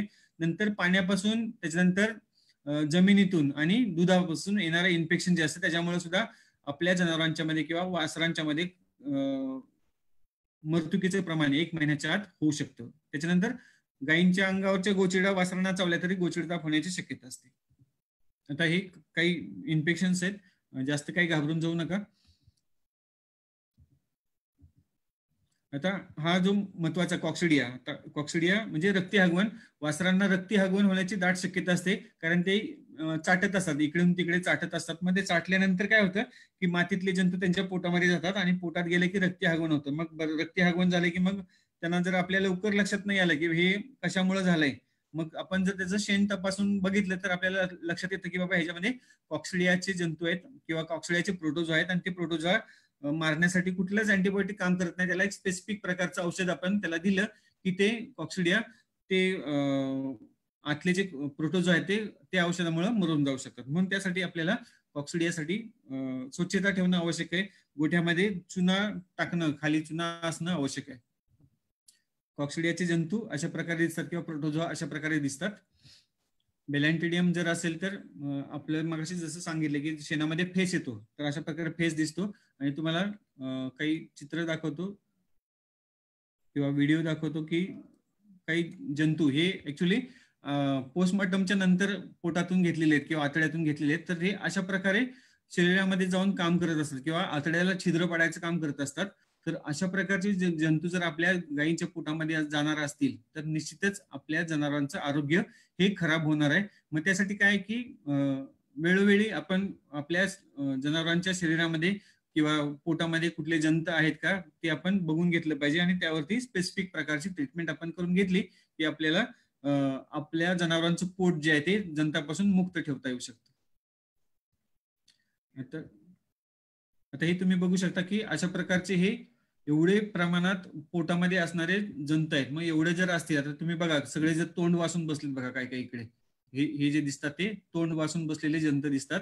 तर हे बघितले तर हे अशा प्रकारचे एवढे जर पोटात असतील तर निश्चितच आपल्या जनावरांना त्रास होणार आहे. म्हणून काही वेळोवेळी आपण शेण तपासणी करून घेतली, वेगवेगळ्या प्रकारची औषधं दिली की आपली जनावरं जंतापासून मुक्त होतात. काही राऊंड वर्म्स अशा प्रकारे असू शकतात की ते गाईच्या पोटामध्ये आतड्यामध्ये राहून ते कुरतडण्याचं काम किंवा जे आपण खाद्य घालतो त्याला थोडंसं कॉम्पिटिशन करण्याचं काम करू शकतात. त्याचबरोबर गाईच्या आतड्याला सूज आणतात. सूज आले की जे आपण खायला घालतो त्याचं पचन व्यवस्थित होत नाही, त्याच्यामुळे जुलाब लागण्याची शक्यता असते. मग काही टेप वर्म्स असतात, त्यांची लांबी 5-5 फूट पण असू शकते. अशा प्रकारे आता हे सारं प्रिव्हेंशन मधले झालं. आता जर चुकून आपल्या गोठ्यामध्ये जर एखादा रोग आलाच तर आपण मगाशी जसं म्हटलं की व्हायरल डिसीज असेल, बॅक्टेरियल असेल, प्रोटोझोल असेल, पॅरासिटिक असेल, तर ह्यात महत्वाचे घटक जो आहे तो जे आजारी जनावर आहे त्याला बाजूला काढणं सगळ्यात महत्वाचा जो घटक आहे. जसं आता आपण बघतोय की कोरोनामुळे बघतोय की क्वारंटाईन सेंटर्स फुल झालेले आहेत. त्याच्यानंतर आपल्याला मास्क बांधायचं आपल्याला समजलेलं आहे, हात धुवायचं समजलेलं आहे, पण सेमच गोष्टी आपण जनावरांच्या मध्ये फॉलो करणं आवश्यक असतं. मस्टायटिस झाला तर दूध खाली काढून गोठ्यामध्येच टाकायचं नाही. जे आजारी जनावर त्याला बाजूला घ्यायचं, एक सेपरेट कक्ष ठेवायचा की आजारी जनावरांना ठेवायचं, तिथं त्यांचे उपचार करायचं आणि सगळ्यात शेवटी त्या जनावरांच्याकडे जायचं. जी आजारी जनावर त्यांच्याकडे पहिल्यांदा जायचं नाही, जी आजारी जनावर आहेत त्यांच्याकडे पहिल्यांदा जायचं नाही, त्यांच्याकडे शेवटी जायचं. मग पहिल्यांदा इकडची जी नॉर्मल जनावर आहेत, हेल्दी जनावर आहेत, त्यांची पहिली साफसफाई, झाडलोट, दूध काढणं हे सगळं पहिलं चांगल्या जनावरांचं करायचं आणि सगळ्यात शेवटी मग तिकडे जायचं. तिकडून गेले की मग कपडे बदलून मग तुम्ही पुन्हा तुमच्या कामाला लागू शकता. मग इकडच्या चपल्या तिकडे पण घेऊन जायचं नाही, तिकडच्या चपल्या इकडे पण घेऊन यायचं नाही. ही साधी गुष्ट आहे, कारण तिकडचं इन्फेक्शन चपल्यामधून पण येऊ शकतं. मग आपण ह्या गोष्टी बारकाईने लक्षात घेत नाही. मग चपल्यामधून आलेलं इन्फेक्शन असतं, मग म्हणतो आपण की इकडून तिकडे गेलं, आपल्या लक्षातच येत नाही बऱ्याच वेळेला ह्या गोष्टी. मग चपल्यापासून पण जाणारे जंतू असतात, तर आपण जिथं आजारी जनावर तिकडं चप्पल वेगळी पाहिजे आणि जिकडे चांगली जनावर तिकडे चप्पल वेगळी पाहिजे. नंतर आपल्या गोठ्यामध्ये आपण जर आजार आलाच तर जी गाड्या येतात, खाद्याच्या गाड्या असतील, खाद्याचे ट्रॅक्टर असतील, पशुखाद्य घेऊन येणारे व्हेकल्स असतील मोठे, त्याच्यावर चाकावरती आपण स्प्रेइंग केलं पाहिजे. म्हणजे फॉर्मॅलिन असू द्या, कर्सुलान असू द्या किंवा जे अँटीसेप्टिक आहे ते आपण त्या त्या गाडीच्या चाकांच्या वरती आपण फवारलं पाहिजे. त्याच्यानंतर आपल्या एंट्रीला, जनावरांच्या गोठ्याच्या किंवा फार्मच्या एंट्रीला आपण चुना टाकून ठेवलं पाहिजे, जेणेकरून त्या चुन्यात पाय ठेवून किंवा चुन्यातच चाकं बुडवून ती चाकं आतमध्ये किंवा ती गाडी आतमध्ये आली पाहिजे. नंतर ज्या ज्या ठिकाणी एंट्री आहे त्या ठिकाणी आपण फुटबाथ ठेवले पाहिजेत, जेणेकरून पायापासून इन्फेक्शन आपल्या गोठ्यामध्ये पसरणार नाही. नंतर हे सगळं झाल्यानंतर आपण बऱ्याच वेळेला काय की शेतकरी विचारतो, बाबा असं असं होतं, तर मग नेमकं कशा प्रकारे सॅम्पल आणायचं किंवा कुठला सॅम्पल आणायचा. आता रक्त कधी कधी आणू शकतो आपण, तर आपल्याला जर जनावर आजारी पडलं किंवा त्याच्यामध्ये सब क्लिनिकल थायलेरिया आहे की नाही हे बघायचं असेल, आणि साधारणपणे वर्षातून एकदा दोनदा तुम्ही बघू शकता की आपल्या पूर्ण हर्डची किंवा पूर्ण जेवढे आपले 40-50 गायी आहेत, 100 गायी आहेत, 200, 400, 1000 गायी आहेत, मग त्याचं स्पेसिफिक किंवा एक सॅम्पल साईज आपण ठराविक गायींचं आपण घेऊ शकतो. 1-2 गायी गाभण, 1-2 गायी वेलेल्या, 1-2 गायी कालवडी, अशा प्रकारचं आपण पूर्ण हेल्थ, आपल्या गोठ्याची हेल्थ कशी आहे ते बघण्यासाठी आपण रक्ताची चाचणी करू शकतो. सिरोलॉजी म्हणजे काय की जे आपण रोग मागाशी बघितले की ज्या रोगांपासून आपल्याला मुक्ती पाहिजे, म्हणजे ब्रुसेल्ला असेल, लेप्टोस्पायरा असेल, ट्युबरक्लोसिस असेल, जोन्स डिसीज असेल, त्याचं आपल्याला पृथक्करण करायचं असेल किंवा ते आहे की नाही हे पाहायचं जर असेल तर आपल्याला सिरोलॉजी करायला लागते. त्यासाठी आपल्याला रक्त लागतं किंवा रक्त जेल म्हणूया आपण त्याला. रक्त गोठल्यानंतर जे काही बाजूला पाणी येतं त्याला आपण सिरोलॉजीसाठी वापरतो किंवा त्याला रक्त जेल किंवा सिरम म्हटलं जातं. तर अशा प्रकारचं सिरम आपण वापरू शकतो. त्याच्यानंतर सबक्लिनिकल थॅलेरिया आहे की नाही बघण्यासाठी, नंतर आपल्या जनावरांचं आरोग्य व्यवस्थित आहे की नाही हे पाहण्यासाठी आपण रक्ताच्या चाचण्या करू शकतो. नंतर शेणाची तपासणी कशासाठी करू शकतो, तर वारंवार जर जुलाब होत असतील, नंतर रेग्युलर आपल्याला डिवर्मिंग करायचं, तर मग कुठल्या प्रकारचे जंत आपल्या गायींच्या पोटामध्ये आहेत ते पाहण्यासाठी आणि त्यासाठी स्पेसिफिक औषध आपल्याला देण्यासाठी आपण शेणाची तपासणी करू शकतो. नंतर दुधाची तपासणी कधी करू शकतो, ज्यावेळेस सीएमटी पॉझिटिव्ह असतील त्यावेळेस आपण त्या दुधाची तपासणी केली की आपल्याला नेमकं कुठलं औषध द्यायचं ते आपल्याला कळू शकतं. त्याच्यानंतर गायींना कदाचित जुनी जखम असेल किंवा काही ठिकाणी पू झालेले असेल, मग ते पू आपण तपासून घेऊ शकतो. त्याच्यानंतर गायी लागवड होत नसतील, सगळं चांगलं आहे, पण सोड जो आहे तो सोटामध्ये काहीतरी इन्फेक्शन येतं, तर ते इन्फेक्शन काय आहे, कुठल्या प्रकारचं आहे, त्याच्यावरती कुठल्या प्रकारचं औषध लागू पडू शकतं हे बघण्यासाठी आपण जो तिचा बळस असतो किंवा जी गर्भाशयातून घाण येत असते ती घाण आपण तपासली की आपल्याला लक्षात येतं की बाबा याच्यामध्ये ह्या प्रकारचं इन्फेक्शन आहे, त्याच्यासाठी स्पेसिफिक औषध दिलं की ती आपल्या जनावर लागवडीला योग्य होतं. त्याच्यानंतर मरू नये जनावर, पण जर चुकून मेलच तर त्याचं पोस्टमॉर्टम करून घेणं आवश्यक आहे. का मेलं हे आपल्याला माहित पाहिजे. नाही मग बऱ्याच वेळेला काय होतं की आपण जनावर टाकून देतो, मग मला फोन करता आम्ही जनावर टाकून दिलं, आता कशाने मेलं असेल, मग हे आपण सांगू शकत नाही. मग काय जर समजा जनावर मेलं चुकून तर त्याचं पोस्टमॉर्टम करून घ्या, जेणेकरून आपल्याला ते नेमकं मेलं कशामुळे हे लक्षात येईल. बऱ्याच वेळेला आपण उपचार करतो आणि उपचार कदाचित कुचकामी ठरतो किंवा तेवढं आपल्याला यश येत नाही, मग त्यावेळेस ते जनावर पोस्टमॉर्टम करून बघणं आवश्यक आहे की नेमकं आपलं चुकलं कुठं. मग त्याच्यात जे काय आपण आतले जे ऑर्गन्स आहेत ते आपण गोळा करून आपण त्याचं पृथक्करण करू शकतो आणि त्यातमध्ये काही वेगवेगळ्या प्रकारचे जंतू आहेत का किंवा काय आहे का, हे कशासाठी करायचं की जेणेकरून आपल्याला बाकीच्या जनावरांना त्यातून वाचवता येतं. म्हणजे जर समजा आपण त्याचं पोस्टमॉर्टम केलं नाही, कुठला रोग आहे हे जर समजलं नाही आणि आपण जर एकामागे एक जर जनावर गमवत बसलो तर आपल्याला ते परवडणार नाही. मग त्यासाठी जर समजा चुकून जर जनावर मेलच तर त्याचं पोस्टमॉर्टम करा, पोस्टमॉर्टम करून घ्या आणि पोस्टमॉर्टम करून घेतलं की ते जे काही ऑर्गन्स असतील ते तुम्ही त्याचं आयसोलेशन किंवा त्यातले कुठले प्रकारचे नेमके जीवाणू आहेत किंवा विषाणू आहेत ते आपल्याला समजून घेणं आवश्यक असतं, जेणेकरून आपण बाकीच्या जनावरांना तशा प्रकारे त्रास होऊ नये त्यासाठी आपण खबरदारी घेऊ शकतो. त्याचबरोबर आपण खाद्याची तपासणी करू शकतो. का कशासाठी करायची, तर आपण जे खायला घालतोय ते व्यवस्थित आहे की नाही, त्याची क्वालिटी व्यवस्थित आहे का नाही, जी क्वांटिटी देतो ती पण व्यवस्थित आहे का नाही, प्रोटीन व्यवस्थित आहे का, प्रोटीन कमी आहे का जास्त आहे, फॅट कमी आहे का जास्त आहे, हे सगळं पाहण्यासाठी आपल्याला खाद्याची तपासणी करणं आवश्यक असतं. त्याच्यानंतर पाणी, जसं मगाशी सांगितलं की पाण्यामध्ये असणारे घटक आहेत ते व्यवस्थित आहेत का नाही, पाणी पिण्यायोग्य आहे की नाही हे आपल्याला पाहण्यासाठी पाण्याची तपासणी करायची असते. आणि सगळ्यात शेवटी बऱ्याच वेळेला सगळं करून झाल्यानंतर मग लक्षात येतं की बाबा जे आपण पीक घालतोय, जनावरांना पीक घालतोय ते पीक तेवढ्या चांगल्या क्वालिटीचं नाही. मग त्यासाठी काय की आपल्याला माती पण तपासणी करणं आवश्यक असतं. मग माती तपासणी करणं आवश्यक आहे का, कशासाठी, तर जर मातीची क्वालिटी चांगली नसेल तर जी पिकं आपण घेणार आहे त्याची पण क्वालिटी चांगली नाही. मग त्यासाठी आपल्याला सॉइल हेल्थ, आपली जी काळी आई जी आहे ती पण चांगली असणं आपल्याला आवश्यक आहे. मग जे आपण गोमाता म्हणतो तसं आपण भूमाता पण आपण इथं समजून जाऊया की भूमातेचं पण आरोग्य जे आहे ते चांगल्या प्रकारे असणं आवश्यक आहे. आता बऱ्याच वेळेला सॅम्पल पाठवताना गडबड होते. आता कुठलं सॅम्पल कशासाठी पाठवायचं हे आपल्याला माहित नसतं. मग जर तुम्हाला सबक्लिनिकल थॅलेरिया शोधायचं आहे आणि त्यातमध्ये काही प्रोटोझोआ जर शोधायचे मग त्यावेळेस बऱ्याच वेळेला रक्त गोठलेलं सापडतं. मग ते रक्त गोठलेलं जर असेल तर त्याच्यातून आपल्याला स्पेसिफिक प्रकारचे बॅक्टेरिया किंवा नॉट बॅक्टेरिया नाही पण स्पेसिफिक प्रकारचे गोचिड तापाचे जंतू आपल्याला सापडत नाही. मग त्यासाठी काय की ईडीटीए मध्ये ते ब्लड असणं आवश्यक आहे. जर सिरोलॉजी करायची, आपण जे रोग बघितले आयबीआर असेल, ब्रुसेल्ला असेल, जोन्स डिसीज असेल, ट्युबरक्लोसिस असेल, त्यासाठी सिरम म्हणजे रक्त गोठलेलं लागतं.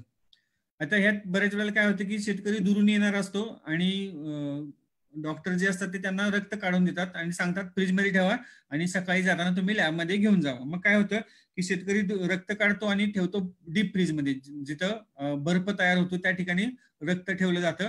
मग असं रक्त ठेवलं तर त्याचा काही उपयोग होत नाही. मग ते सगळं आतमधल्या सगळ्या पेशी फुटून जातात, त्याचा काही उपयोग होत नाही. मग ज्यावेळेस तुम्हाला रक्त अनालिसिस साठी करायचे त्यावेळेस तुम्ही त्याला डीप फ्रीजला ठेवू नका.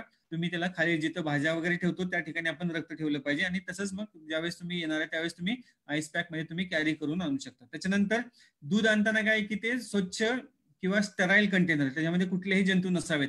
मग तर तुम्ही नवीन सिरिंज घेऊ शकता किंवा काचेची बाटली असेल ते स्वच्छ किंवा उकळत्या पाण्यातून धुवून घ्यायची, कोरडी करायची, त्याच्यामध्ये दुधाच्या चिळा घ्यायच्या. त्याच्यानंतर पू असेल तो पण तुम्ही सिरिंज मध्ये घेऊ शकता किंवा काचेच्या एखाद्या भांड्यामध्ये किंवा काचेच्या एखाद्या बाटलीमध्ये ती बाटली निर्जंतुक करून आपण ती बाटली आईस मध्ये घेऊन येऊ शकतो. त्याच्यानंतर काय की पोस्टमॉर्टम केलं असेल तर ते जे काही ऑर्गन्स आहेत किंवा आतले जे अवयव आहेत ते आपण आईस मध्ये आणणं आवश्यक असतं. पाण्याचं सॅम्पल जे आहे ते तुम्ही आहे तसं घेऊन स्टराईल बॉटलमध्ये आणलं तरी चालते. एखादी नवीन बिस्लरीची बॉटल घ्यायची, पाणी पिऊन टाकायचं आणि आपलं जे पाणी येते त्याच्यामध्ये भरून घेऊन यायचं. साधा सिंपल एक फंडा म्हणूया आपण त्याला. त्याच्यानंतर मातीचे सॅम्पल आहेत ते आपलं जे शेत आहे त्याचं विभागणी करायची आणि 8 ते 10 ठिकाणचं साधारणतः 1 ते 1.25 फूट खालची माती आपण गोळा करायची आणि सगळ्या ठिकाणची माती एकत्र गोळा करायची. समोरासमोरील भाग आपण फेकून द्यायचे. म्हणजे 4 त्याचे ढीग करायचे, 2 समोरचे ढीग टाकून द्यायचे, पुन्हा ते राहिलेले दोन ढीग आहेत ते मिक्स करायचे, पुन्हा 4 ढीग बनवायचे. असं करत 1 किलो माती साधारणतः अर्धा किलो माती आपण तपासणीसाठी घेऊ शकतो. त्याच्यानंतर हिस्टोपॅथॉलॉजी जर चुकून करायचं असेल तर फॉर्मॅलिन मध्ये सॅम्पल आणणं आवश्यक आहे. तर ही साधारणतः सॅम्पल कशा प्रकारे आपण प्रयोगशाळेत घेऊन येऊ शकतो. तर ह्याच्यामध्ये की सिरोलॉजी असेल तर आपल्याला गोठलेलं रक्त लागतं. त्याच्यानंतर ज्यावेळेस आपल्याला वेगवेगळ्या प्रकारचे गोचिड तापाचे जंतू बघायचे असतील तर त्यावेळेस EDTA किंवा सायट्रेटेड व्हायल्स मध्ये असणं आवश्यक आहे. त्याचबरोबर जे रक्त काढलेले आहे ते तुम्ही डीप फ्रीजला ठेवायचं नाही, कारण ते खराब होऊन जात. पहिलं त्याचं बर्फ होतो आणि पुन्हा बर्फाचं पाणी होतं, त्याच्यामुळे ते खराब होऊन जातं. नंतर गर्भाशयातली घाण असेल तर तुम्ही शीत किंवा जे स्टराईल सिरिंज आहे त्याच्यामध्ये आणू शकता. पू असेल तो पण सिरिंज मध्ये आणू शकता किंवा काचेची बाटली उकळत्या पाण्यातून धुवून घ्यायची, कोरडी करायची, त्याच्यामध्ये ते जी काही घाण असेल किंवा जे काही दूध असेल ते आपण आणू शकतो. आता याच्यानंतर आणखीन काही गोष्टीमध्ये आपल्याला लॅबोरेटरीचा फायदा होऊ शकतो की ज्यावेळेस तुम्हाला हिरकणी म्हणूया किंवा सर्टिफाईड काऊ तुम्ही निर्माण करताय तेव्हा ती गाई जी आहे ती सर्टिफाईड असावी.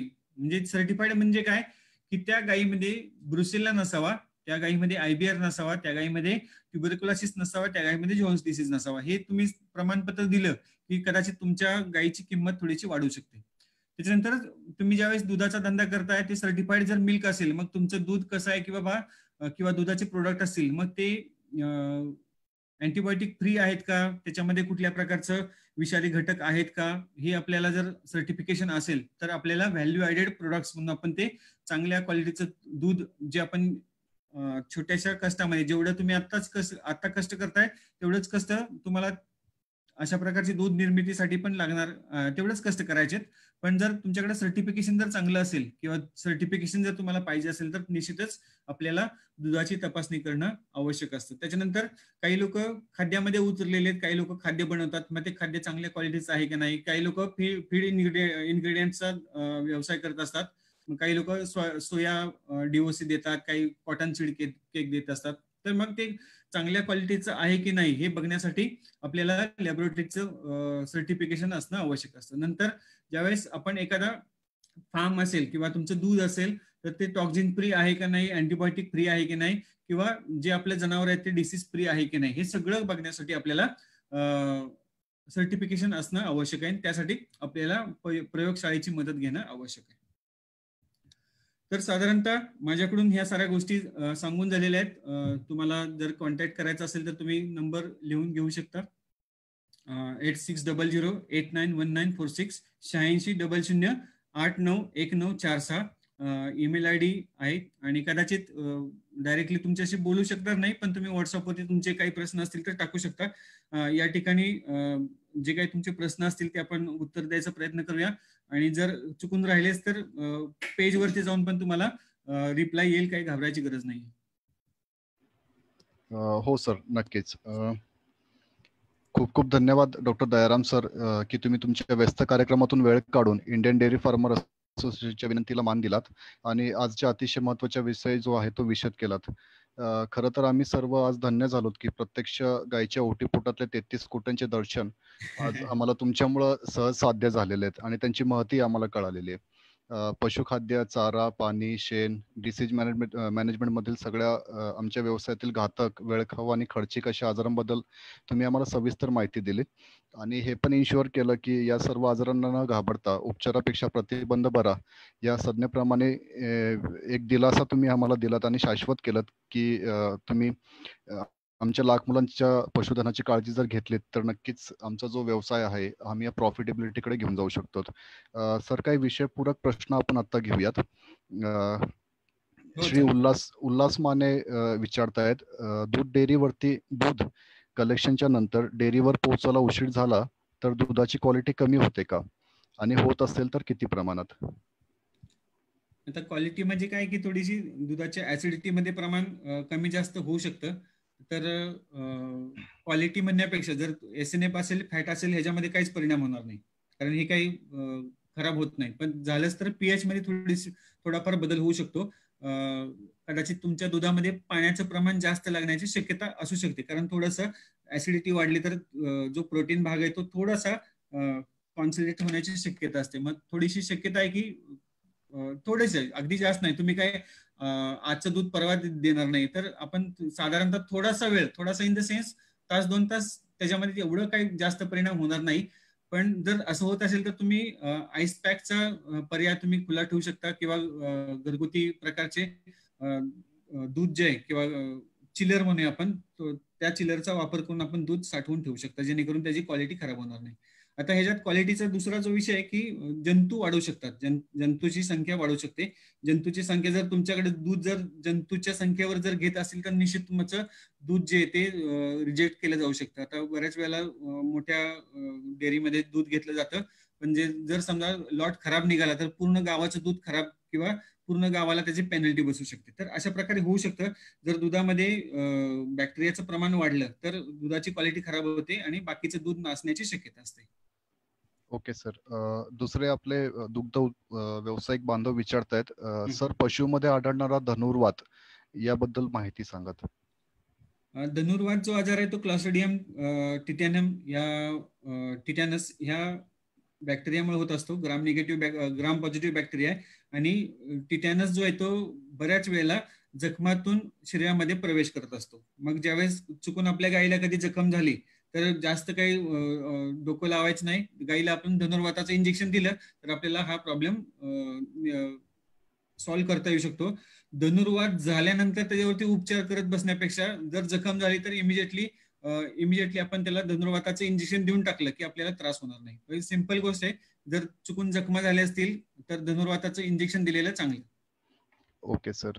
सर एक प्रश्न आहे, ब्रुसेलोसिस साठी कुठली ट्रीटमेंट आहे? ओके, आता ही ट्रीटमेंट तुम्हाला इथं नाही सांगू शकणार. ज्यांना कोणाला असेल त्यांनी नंतर मला पर्सनली बोलू शकता किंवा सांगू शकता, कारण ही तर सांगू शकणार नाही, कारण खूप मोठी ट्रीटमेंट आहे. बरोबर सर, बरोबर. सर एक पूरक प्रश्न आहे, जसे रक्त, श्री रवी नवले विचारतात, रक्त, शेण किंवा युटेराइन डिस्चार्ज यासारखे सॅम्पल्स काढून तुमच्यापर्यंत पोहोचवायचे नियोजन कशा पद्धतीने करता येईल? म्हणजे तुम्ही याला ऍड्रेस केलाय, पण याला एक सेकंडरी असा प्रश्न होऊ शकतो की काही दुसऱ्या अशा फॅसिलिटीज आहेत का, म्हणजे जर आम्ही बसवरती पाठवल्यात, कारण बरेच लोक दूरवरच्या क्षेत्रामध्ये राहतात, तर अशा कलेक्शनचे लोणंदच्या ठिकाणी आपल्या इथे ती सोय होऊ शकते का? नक्कीच होऊ शकते. तुम्ही ज्यावेळेस पाठवत असाल त्यावेळेस तुम्ही सांगा कुठून येणार आहे, तुम्हाला तशा प्रकारची व्यवस्था सांगितली जाईल. बाबा पर्याय व्यवस्था कसं पाठवता येईल, कसं देता येईल ते. काही ठिकाणी कुरिअर करू शकता. आता बऱ्याच वेळेला राजस्थानवरून पण सॅम्पल येतात, त्याच्यामुळे असं काही नाही की आपण तर महाराष्ट्रात राहतो, राजस्थानमधून सॅम्पल जर आईस पॅकने व्यवस्थित येत असतील तर महाराष्ट्रातून काय येणार नाही. तर कुरिअर सेवा चांगली आहे. जर तुम्हाला कुरिअरनी नसेल तर जिथून डायरेक्ट ट्रान्सपोर्टेशनच्या व्हेकल्स आहेत तिथून तुम्हाला, सध्या लॉकडाऊन असल्यामुळे कदाचित तेवढ्या प्रमाणात एसटी नाहीत, पण 1-2 महिन्यात हे सगळं वातावरण बदलून जाईल. तुम्हाला जिथून पाहिजे तिथून तुम्ही सॅम्पल पाठवू शकता. Okay sir. ओके सर, विषयपूरक जे प्रश्न होते ते सर्व आपण ऍड्रेस केलेले आहेत. बाकी प्रश्नांना आपण इनबॉक्स मध्येच उत्तर देऊयात. आणि जवळपास सगळेच प्रश्न झाले, त्यामुळे तुम्ही आज दिलेली जी काही माहिती आहे सर, ती आमच्या गोठ्यामध्ये प्रॅक्टिकली इम्प्लिमेंट करण्याची आम्ही तुम्हाला एक ग्वाही देतो. आणि तुमचे परत एकदा आभार मानतो सर, की तुम्ही आमच्यासाठी हा वेळ काढलात, हा अमूल्य वेळ दिलात.